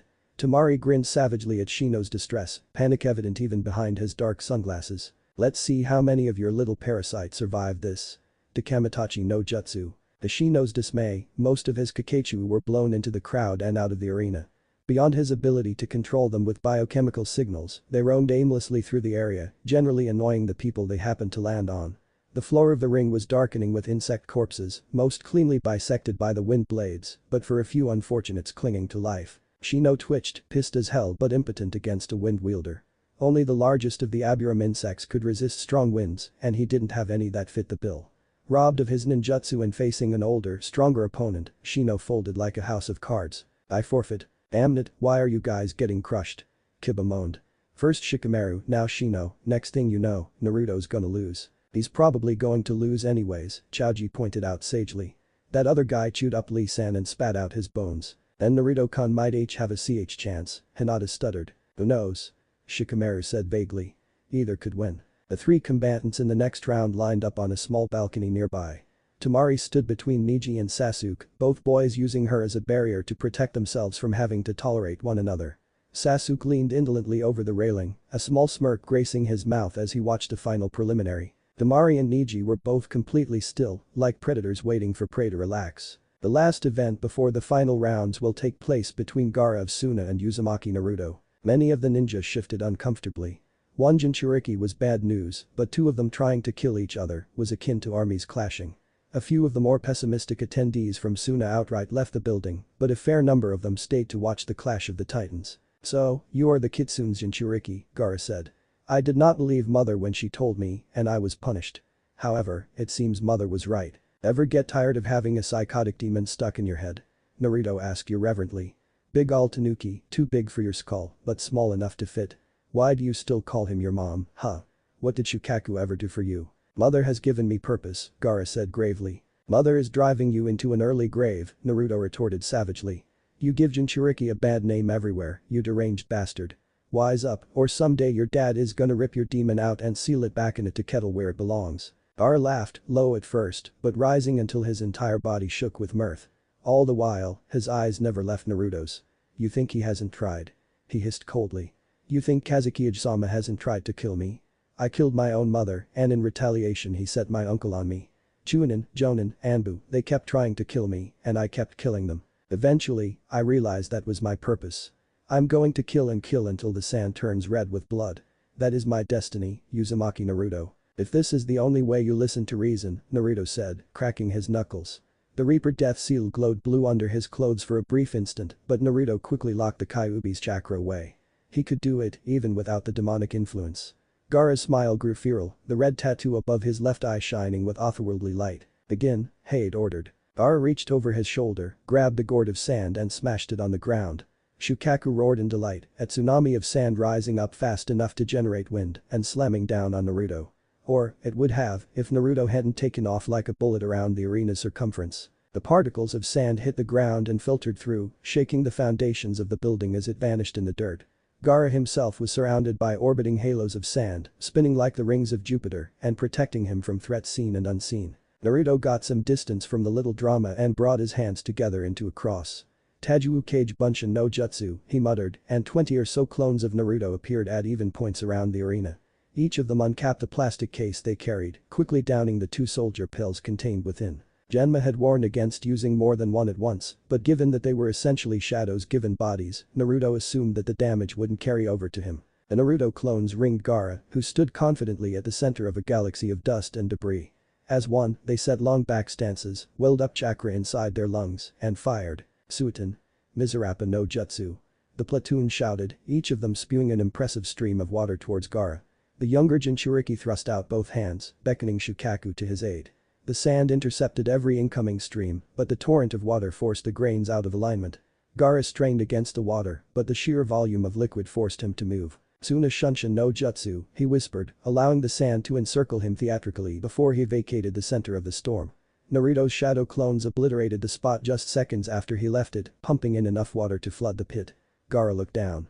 The water had reached his ankles and was rising steadily. Naruto had vastly increased the amount of water. A true master of water ninjutsu wouldn't have wasted so much chakra, and anyone even slightly more experienced than him would have some degree of control over the blasts. Volume and kinetic energy were Naruto's weapons of choice, not snapping fangs or acid rain. As soon as the sand gave way, he was immediately dashing towards the spot. Not to finish Gaara, but to avoid being near him, wherever he had moved to. Gaara struck sort of a scrawny figure. Words like muscular, agile and athletic didn't quite describe him. It was sort of surprising to most people that his cute exterior and unassuming frame hid an unrefined strength. It really shouldn't, considering his cute exterior and unassuming frame also hid an omnicidal demon, sealed only by the tenuous thread of a mother's love. But Gaara relished the chance to surprise enemies who thought they could somehow get the best of him in lightning-fast Jujutsu. The blonde Jinchuriki narrowed his eyes as Gaara moved a bit, wet splashes sounding eerily loud. The Redeed pivoted and kicked at the sky in a wide arc.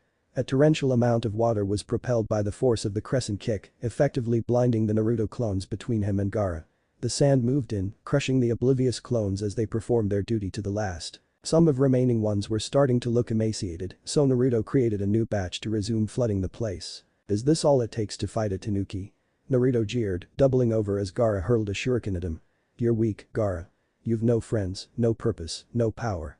And when you lose, you'll have nothing. Then I won't lose, Gaara grunted, disappearing in a helix of sand. 10 of the new clones suddenly ruptured, brief flashes of blood quickly decaying into obscuring smoke.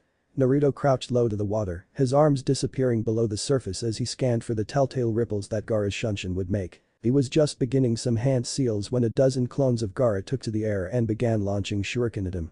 Their lower bodies trailed off into sand, which allowed them to stay aloft as Gaara remotely controlled them. Gaara's remote control aim was pretty shitty though, and Naruto barely had to twitch to avoid the majority of the shuriken. The real Gaara looked positively demonic. Beneath the writhing cloud of sand and clones, the kanji tattooed on his forehead had spread to cover his entire body like a red spiderweb. Sand was welling up from the ground itself, churning more sand out of the wet earth and joining the planetoid under Shukaku's control that orbited above Gaara's head. Naruto just smiled absently, blithely ignoring the monstrosity amassing its resources before him. Any last words, Uzumaki? Gaara thundered. Nope. The shuriken Gaara had thrown reverted to their base sand, nearby sources of the material easily falling under Gaara's sway. With a hand gesture the thin band of sand snapped up around Naruto and closed tightly to his chest. Arms immobile, Naruto's smile never left his face.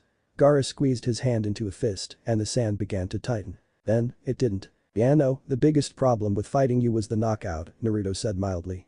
If you go down, Shukaku breaks out of the seal and takes over for a while. Your seal operates on willpower, then, so it's just a matter of disabling Shukaku before you. I had a few options for that, but I decided that it would be easiest to just drain your chakra. Shut up, Gaara hissed. He was looking pale, sweat rolling profusely down his forehead. The sand encircling Naruto promptly dropped into the water. While you use the sand, the demonic chakra is right there, waiting to be taken, Naruto went on. I bet it's just about gone now. Then I bet you'll have to use your own chakra. Using all this sand won't be so easy then, huh? Gaara opened his mouth to retort, but Naruto beat him to the punch. A literal punch, that is. His fist collided squarely with Gaara's nose, giving the younger Jinchuriki a concussion and knocking him out instantly. The sand itself gave a piercing scream before dropping to the ground, turning the knee-deep water into a muddy slurry. Beneath Gaara's clothes, the dozen or so divisions of senshi that had been draining Shukaku's chakra felt the boy's heart rate slow, and they quickly returned themselves to the original in Shikatsu forest. Stunned silence fell over the arena. Height, who had retreated to the second row of seating, shook his head in disbelief. The sand and the water jutsu and the chakra, circumstances aside, he was still the referee. The winner of this, he hesitated, historic matches.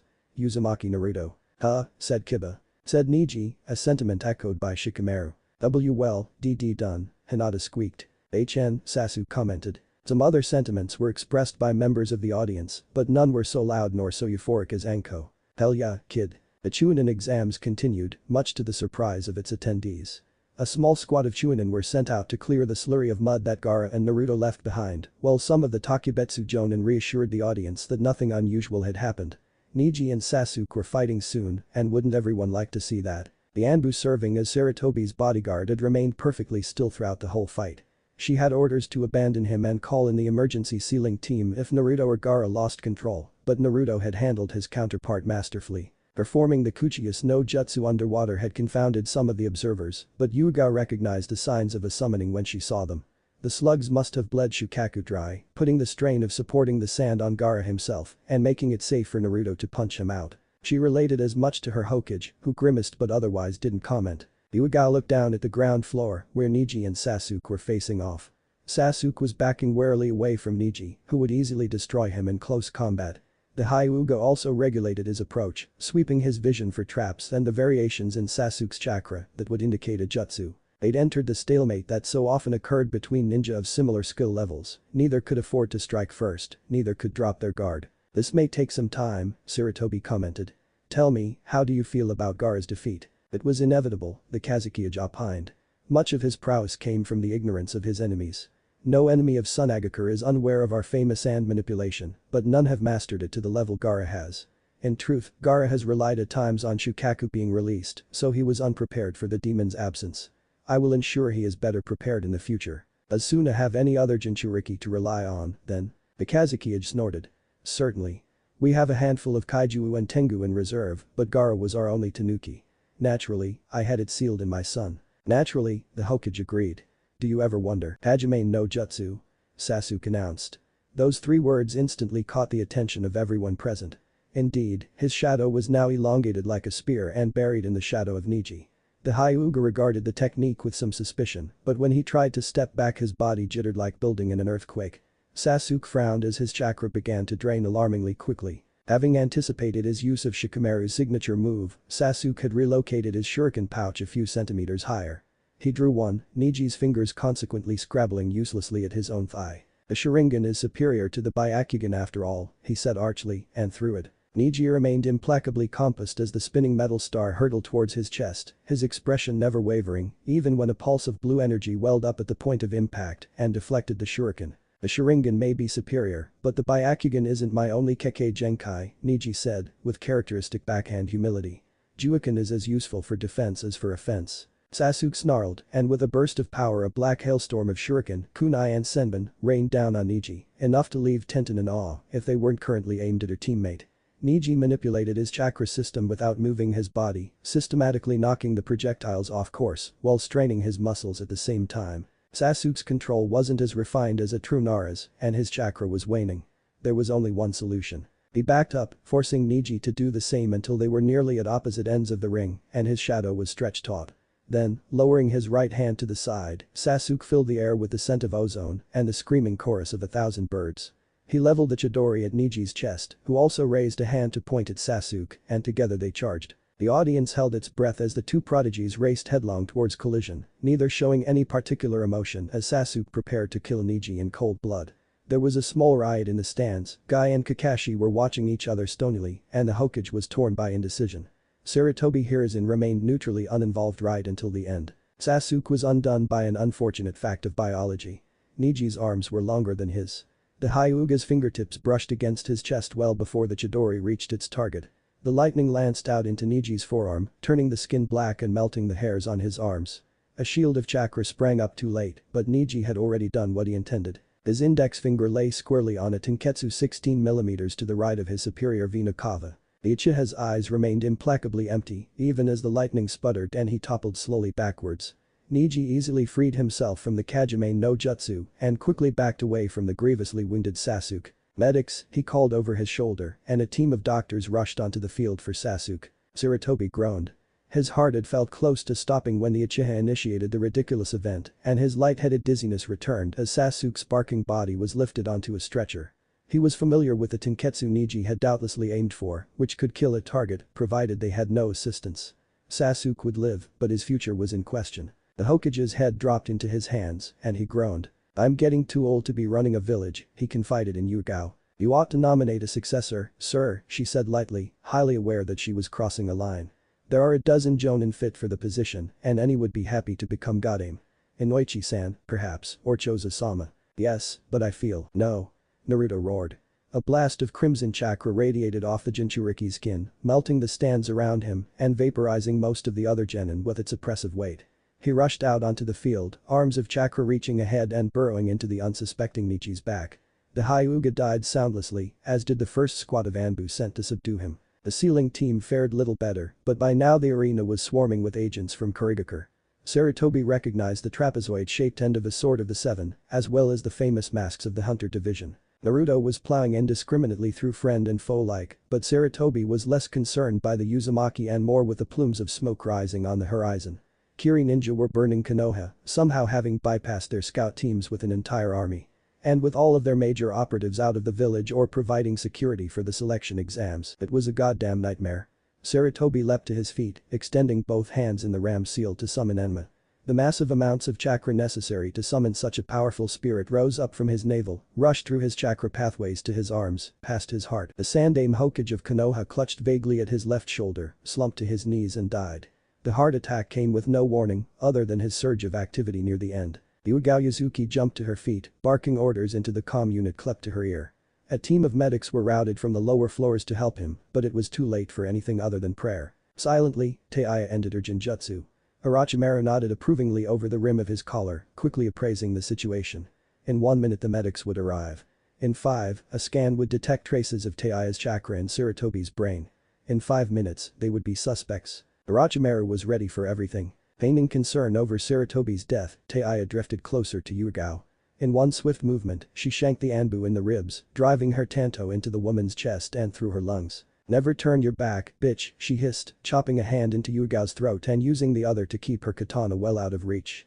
Slowly, Yugao's frantic struggle stopped. When the Anbu assigned to the Hokage's protection detail arrived, their blades met Teiya's bunshin, and Orochimaru simply replaced himself with a log and drifted away. Kakashi wasn't sure when the world had gone mad, but it was some time after Sasuke did the roaringly stupid and impaled himself on Niji's Juuken.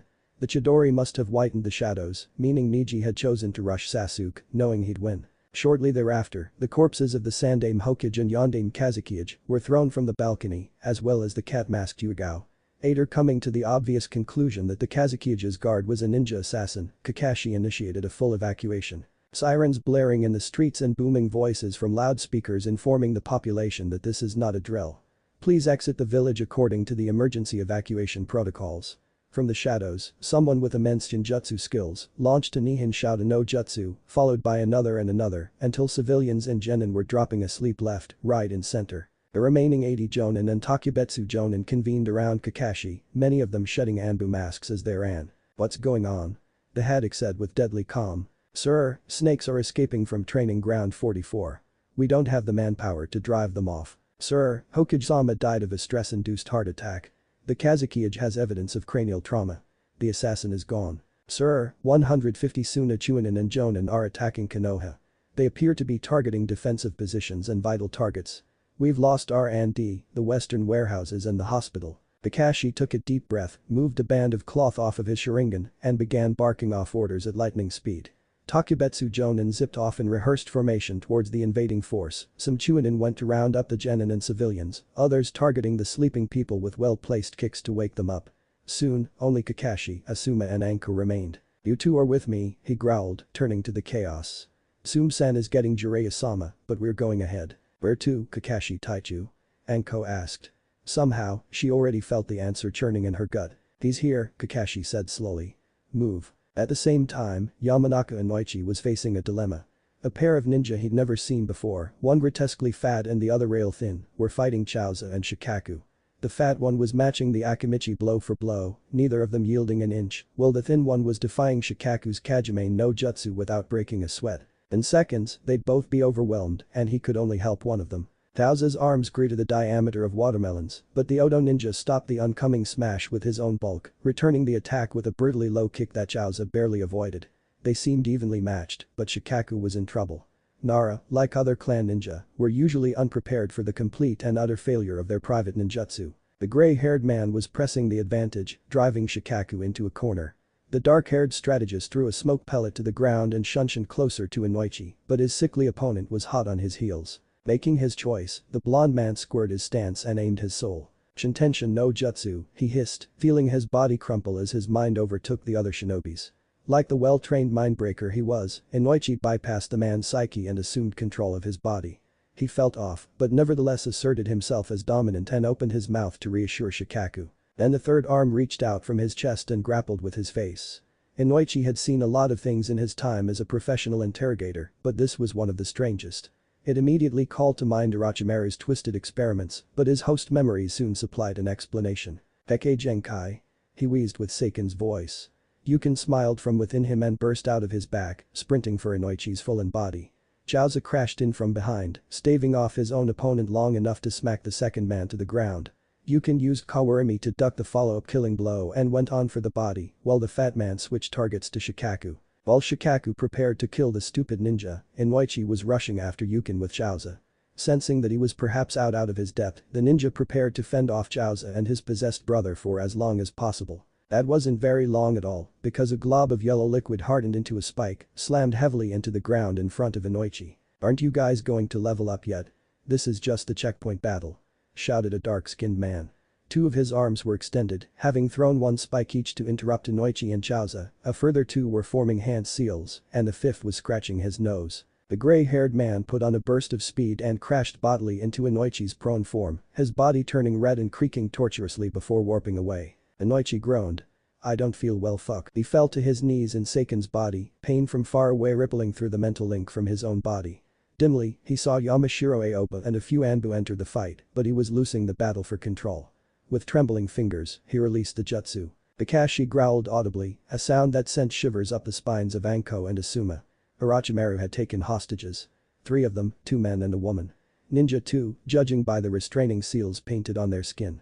A bit closer, and Asuma's gut twisted. The girl was Inuzuka Hana. "Only the 3 of you?" Orochimaru said sadly. "Pity, I was expecting more. I do so adore a challenge, you know." Anko looked like she was restraining herself from doing something stupid, which Kakashi resolved to reward her for later.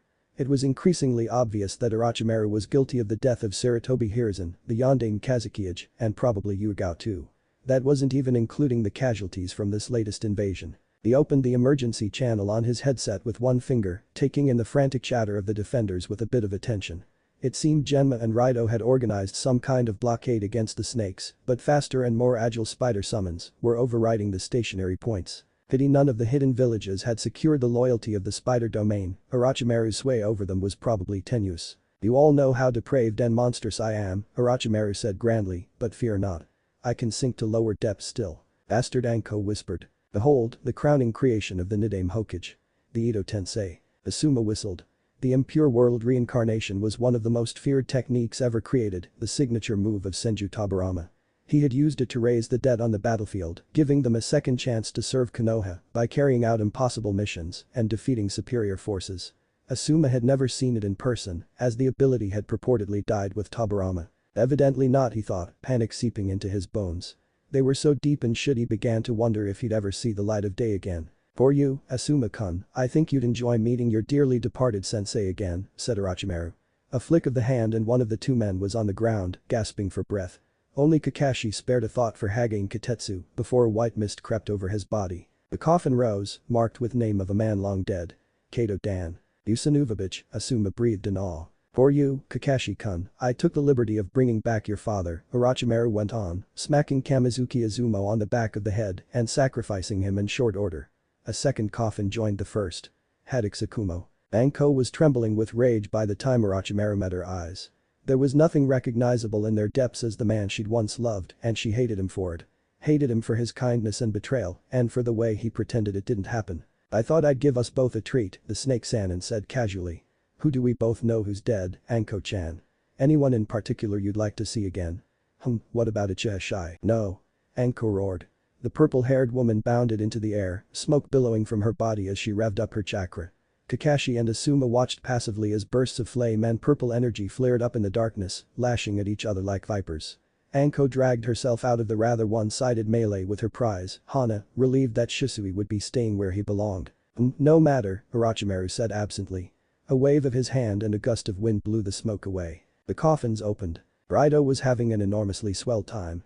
It was rare for a Takubetsu Jonin to be sent on potentially violent missions, typically being reserved for tracking, reconnaissance and other necessary positions that were dull but required trusted individuals. Anko liked to lament that the problem was unique to her, but Inoichi, master interrogator, Hade, Chunin examiner, and Raido, professional bodyguard, all felt the boredom every once in a while. It made him think of the old days when Minato was Hokage and life was good.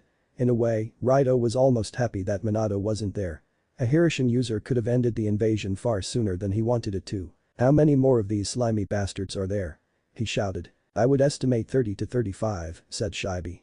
The patriarch of the Aburum clan's insect hive was populated by a rare breed with the ability to absorb twice their own chakra capacity in only a few seconds. It was a point of pride that Shibi could kill a man with only a few beetles, and it was his insects alone that reduced the potency of the Kyuubi enough that Minato was able to seal all of it, albeit at the price of his own life and more than a few insects. "The spiders are coming from behind," called Iruka. The teacher was interrupted by a Suna ninja with a massive metal fan. One swing from it and a cloud of black ash darkened the battlefield. From far away, Raido could hear the sound of Iruka struggling with the man. "Shit, it's the Kuretessan," Genma swore. "Huh? That's Hiraga." Now that he thought about it, the white veil and metal shoes looked vaguely familiar to him. Genma would know better, having spent the best of 4 years on the front lines with Suna. One of the greatest ninja ever produced by Sunagakure, Hiraga was famous for his nonchalance and lack of tact throughout the shinobi nations. The Kazekage tolerated him for the same reason the Hokage tolerated Kakashi. Results. As its name implied, one of the Kuretessan's abilities was creating dust, ash and gritty particles to blow in the winds it created. Hiraga used it to control the battlefield, cutting off line of sight and blinding his opponents. Theoretically, having soot in his eyes would make fighting in a cloud as difficult for him as his enemies. In practice, Hiraga was blind. Iruka was having some difficulty fighting the man, even with Genma by his side and Raido closing in fast. Hiraga moved like a dervish, kicking up black barriers with his war fan while fighting offensively with shuriken.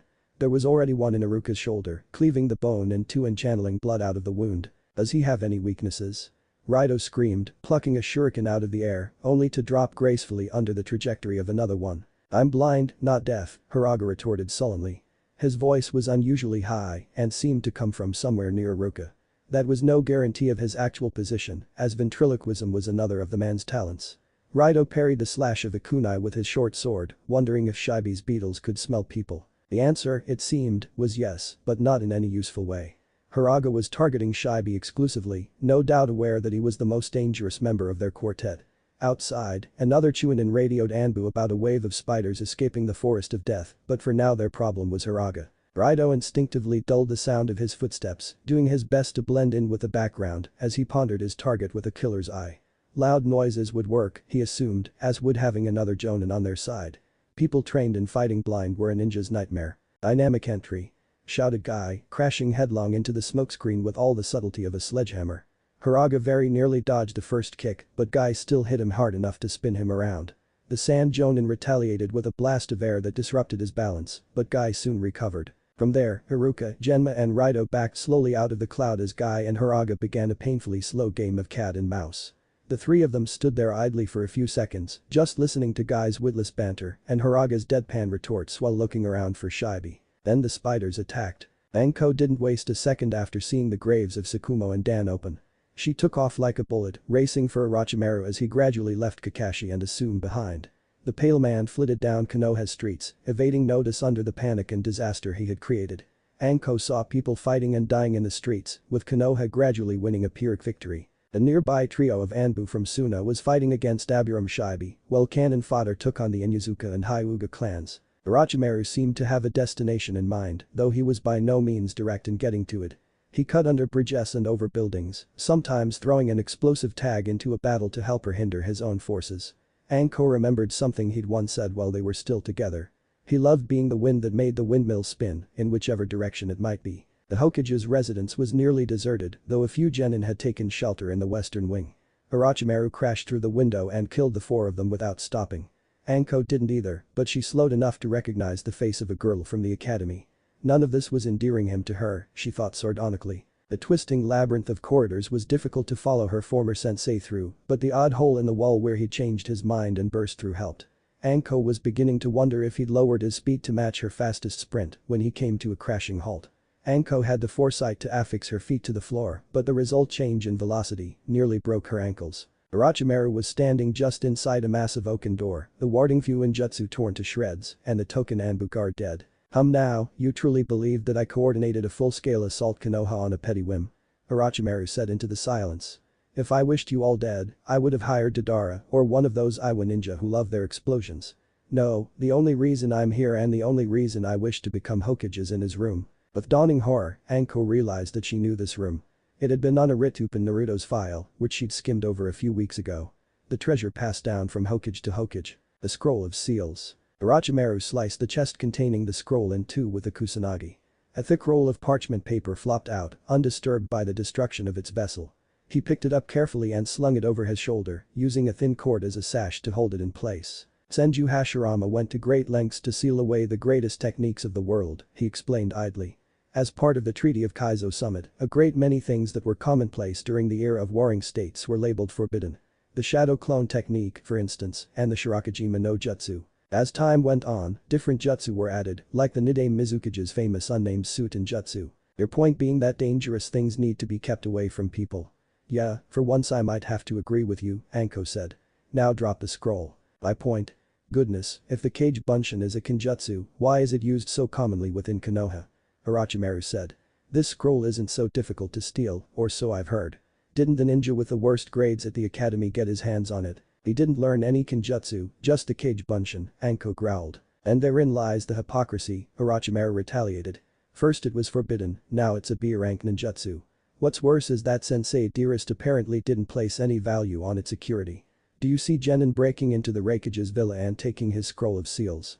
No, because he has competent guards and a police force. He also doesn't have any crazy, murderous, psychotic, evil bastard missing ninja fucking with his village. Anko shrieked. Kaiten. Honotsume no Jutsu. 2 points of fire appeared on the second and third knuckles of each of her hands. They lengthened downwards until they formed flaming spikes, rippling with blue hues.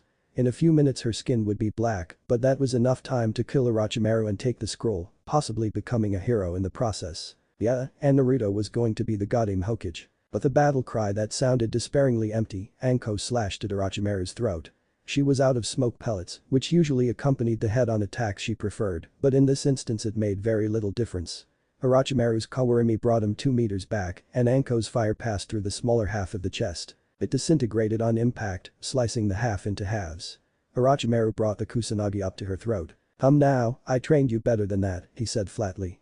Back straight, bend your front knee slightly more than your back knee, toes parallel, and it's all in the hips. Swearing amazingly vile names at him, Anko stepped out, blocked the sword with her arm bracers, and kicked Orochimaru point blank in the face.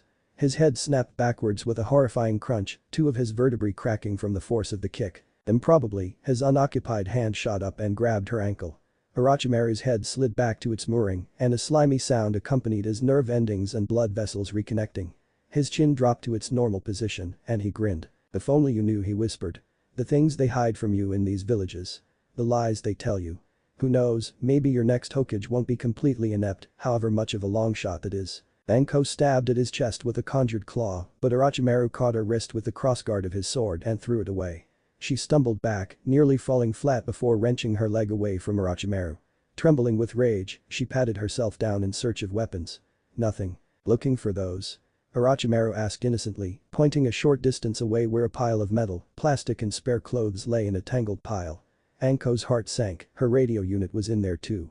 One-on-one against the bane of her existence, without backup, was just about the worst scenario she could possibly imagine. Preparing herself for the worst, she began devising a strategy to hopefully destroy the scroll, possibly herself, and maybe Orochimaru in the process. Take this, you lunatic bastard. Screamed a familiar voice. Both Anko and Orochimaru turned curiously, an obnoxiously orange blur shot into the room, followed by the more sedate Sakura and Tenten, and decapitated the surprised Orochimaru with a sword. It was only a few minutes earlier, shortly after Kabuto unleashed his powerful Genjutsu, that Tenten awoke to having her shoulders shaken by a panicking Sakura. Holy crap, what do we do? The pink-haired girl bleated. The Jonin are all and Hokage-sama is dead. What on earth? Tenten slapped her. In her experience, that was the best way to sober up someone suffering from too much input. As she predicted, Sakura remained stock still for a few seconds before shaking her head slightly and collapsing back into her seat. "Sorry," she apologized. "I guess we should start waking up everyone else." "Think nothing of it," Tenten said graciously, and together they proceeded to not so gently wake up Choji, Shikamaru and Kiba. Shino and Naruto remained stubbornly unconscious, and Niji's arm still stung enough that the genjutsu didn't much affect him. Together, the six of them regarded Shino and Naruto with puzzlement. "I don't think we can wake Shino up," Kiba said suddenly. "That genjutsu made all of us fall asleep, but Kakachu are supposed to be immune to genjutsu." "I see," Shikamaru mused, following Kiba's line of logic. It must have triggered some kind of chemical in Shino that made them think it was time to sleep. They have to spend winters inside their hosts, Kakachu can't tolerate the cold. "Kakachu hibernate?" asked Sakura, surprised. "Why do you think Aburam never go on missions during December or January?" said Kiba. "It's pretty short, sure, but snow turns Shino into dead weight." "How do we know he's not just a deep sleeper like Naruto?" asked Choji. "Naruto is on a whole other level," Sakura answered. "We were in wave country and it took 15 minutes of combat for him to wake up and even then he was still really out of it. Kept asking for his toothbrush for a few minutes before Sasuke punched him in the face. If we can't wake Shino up, then either the genjutsu affected his insects or they think it's time to stop coming out. If I interpreted that correctly, then there's only one way to wake Naruto up," Niji said loftily. Before any of them could stop him, he wound up and laid into Naruto's slumbering head with a wide haymaker. "Arg," Naruto yelped, jerking away and cupping his nose. Shikamaru snickered softly at his distress, while Kiba did his best to rein the laughter in. Niji coolly wiped the blood off his fist, and Sakura rushed to wipe his face off with his shirt. "Geez, I think you broke his nose," Choji said idly. "Does anyone know how to set a broken nose?" "I do," chorused Tenten and Kiba, but Sakura was already on it. Wrestling her teammate to the ground, she knelt on his chest, gripped his nose with the spaces between her fingers, and pulled it back into the proper alignment. Snap! Naruto let out a hilariously girly shriek, followed by a chiding Sakura continuing to hold him still while she bandaged his nose. Only the gravity of the situation kept the rest of them from dissolving into levity at his predicament. "Seriously, do we have a plan?" Tenten cut in, desperately trying to ignore Sakura's motherly chiding while Naruto whinged about his nose. Kiba and Choji instinctively looked at Shikamaru, who groaned. "Why me?" he huffed. "There have to be some genin from Suna here and they'll be working to coordinate the attack while the Chunin and Jonin fight our shinobi. We should probably try and take them out." "Got it in one," said a new voice. Sakura and Naruto stopped squabbling in time to see Temari arrive, flanked by Kankuro and Kintsuchi. Without adequate time to react, Shikamaru was forced to improvise. 24 exploding tags were drawn and thrown in a tight circle at the foreigner's feet. "Hit the deck!" shouted Kiba. The resulting bang was enough to rupture the floor of the stadium, with the invaders on the opposite side of a 10-foot wide gash. It wouldn't stop them for long, but it was enough for the genin to get their asses in gear. Shikamaru assigned Niji to fight Kankuro by himself, while Sakura, Tenten and Choji took Kin and Naruto partnered with himself to take Temari. The blonde Kunoichi waited indolently while the Nara finished describing their plan of attack. With a yell, Naruto vaulted over the gap. Temari's fan swished around and the sudden gust knocked him back. Kiba and Akamaru sprinted away, being the fastest of the group, looking for any remaining Chunin for backup. Niji skirted the hole on Kankuro's side and proceeded to harass Kankuro. Out of her element and confronted by 3 genin vastly more aggressive than Shikamaru, Kin turned tail and fled with Choji in pursuit. That left Temari, who was more than enough to take on Sakura, Tenten, and the chakra-empty Shikamaru. Naruto, on the other hand, Uchius no Jutsu. He grunted, summoning Senshi. Tenten did a double take at the orange slug as 3 small globs split off and dropped to the floor. "Hey Hanaya. It's crawling up my leg." Sakura cried, swatting fruitlessly at Senshi as it advanced up her thigh. Tenten gave it a flat stare for longer than was entirely necessary and Shikamaru showed no signs of caring or even noticing as Senshi did the same to them. "So you inherited Tsunadeheim's summoning contract?" Temari said in surprise. "I thought she was in the land of lightning right now, but it seems our intelligence was mistaken." Tenten's eyes grew to the size of saucers. "You Tsunade-sama's summoning contract," she whispered in awe. "Grow up," Sakura snapped, irritably repressing a shiver as Senshi anchored itself to her shoulder. Temari was giving Naruto a second look, taking in his dead serious expression and the knife in his hand. "You know about Yondaime Hokage-sama, right?" he said, rolling the kunai between his fingers with ease of practice. He created the Hiraishin technique, killed 200 Iwa ninja, and nobody dared attack Konoha until the day he died. What the books don't talk about is the Rasengan. It was basically this giant blue ball of chakra that cut through anything. Flak jackets, skin, reinforced steel, it could do it all. There's a reason they talk about the Hiraishin but not the Rasengan, and that's cause all you need to cut is one of these. He brandished the knife, balancing it on the tip of a finger before letting it fall again. Who needs fancy jutsu when you have a little common sense and a blade? I can transfer my chakra to my allies with my summon, and between the four of us we're more than a match for you. You're not wearing a flak jacket, and neither are we. Take your best shot, Tamari of Suna. Tamari cracked a grin, flicking her fan open to the second full moon. Brave words, you psychotic little shit, she laughed. You're right, big flashy techniques don't work as well as subtle jabs and smokescreens. It's also true that you stand a decent chance of killing me. I should know, I've killed before and I know how easy it is. The difference between us is how good we are. I'm one of the greatest ninja to walk through the gates of Suna. You see this fan? This is the Sakura Tessin, wielded by my mother Kurura and her mother before her.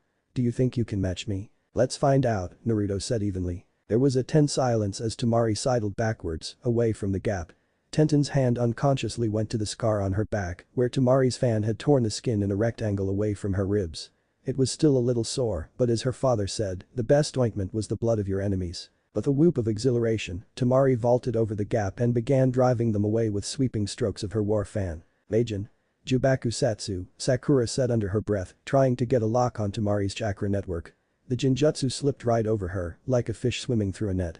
It seemed that her situational awareness was helping, but Sakura had trained for long enough to recognize the signs of one who trained themselves to ignore Jinjutsu instinctively. It was a relatively rare skill, but it put her at a significant disadvantage.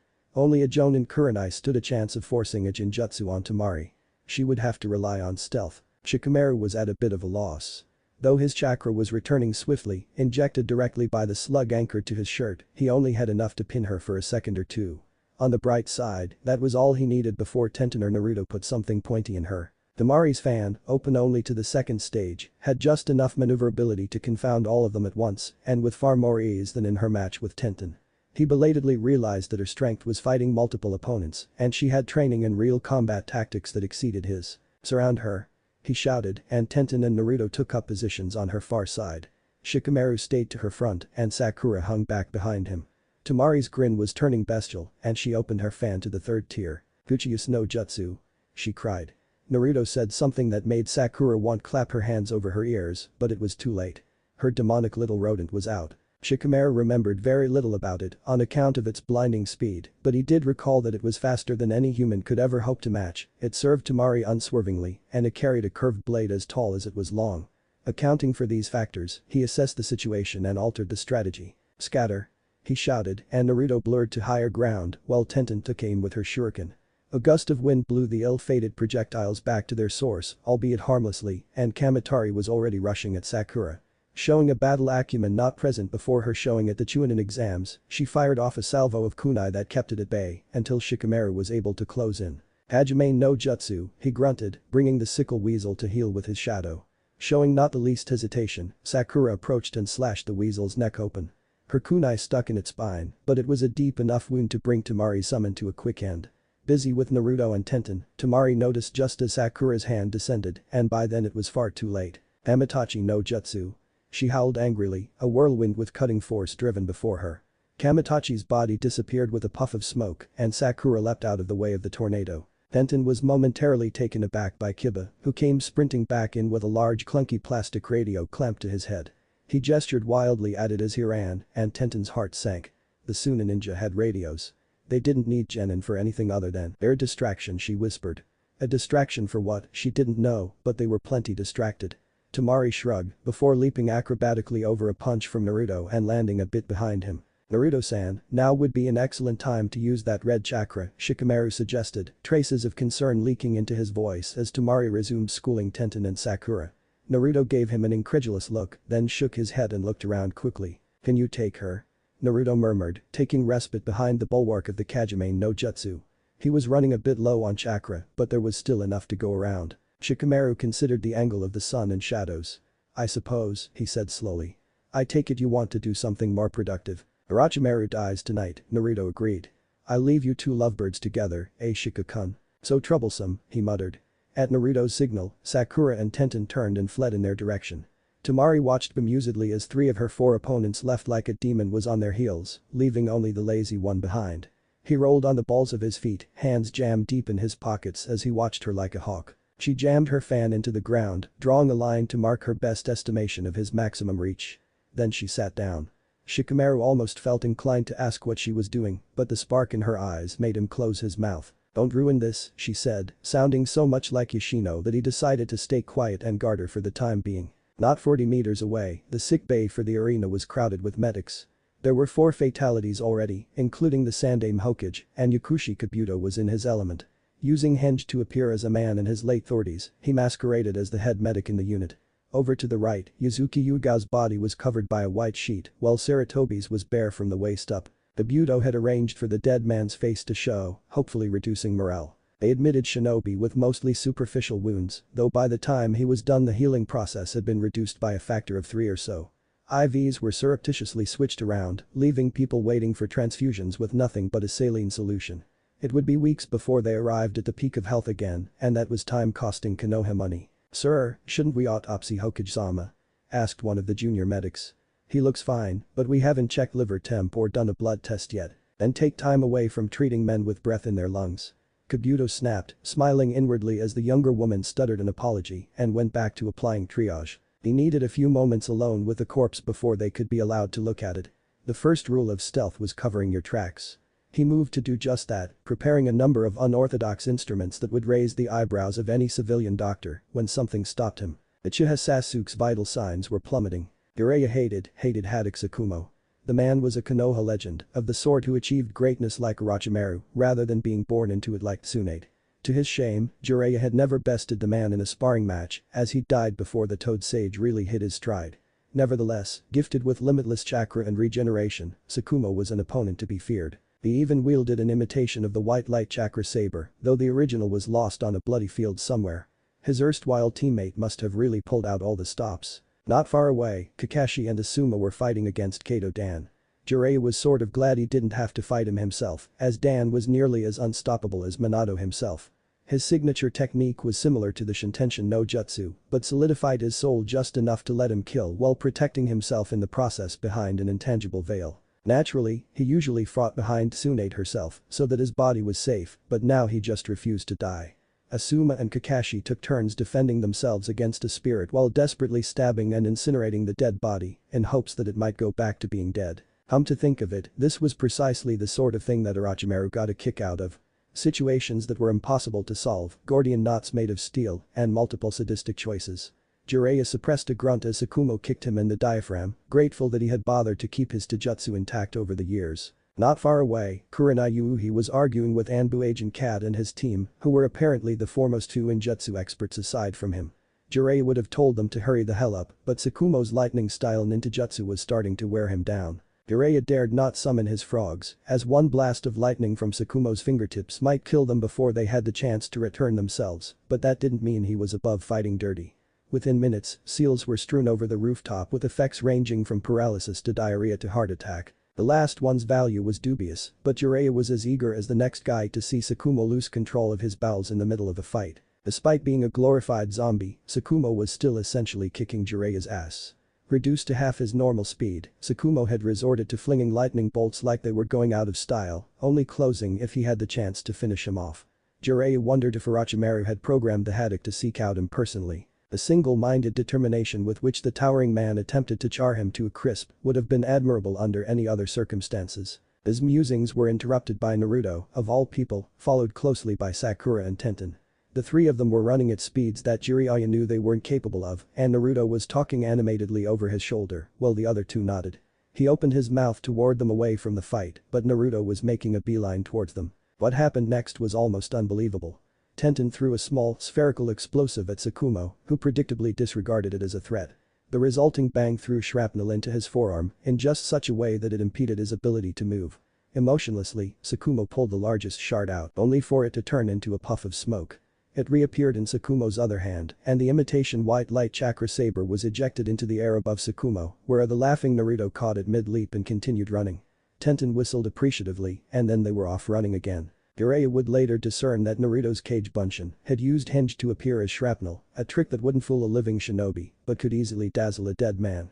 This was after Tsukumo was sealed in a nearby kettle and Dan similarly trapped within Agent Cat's Anbu mask.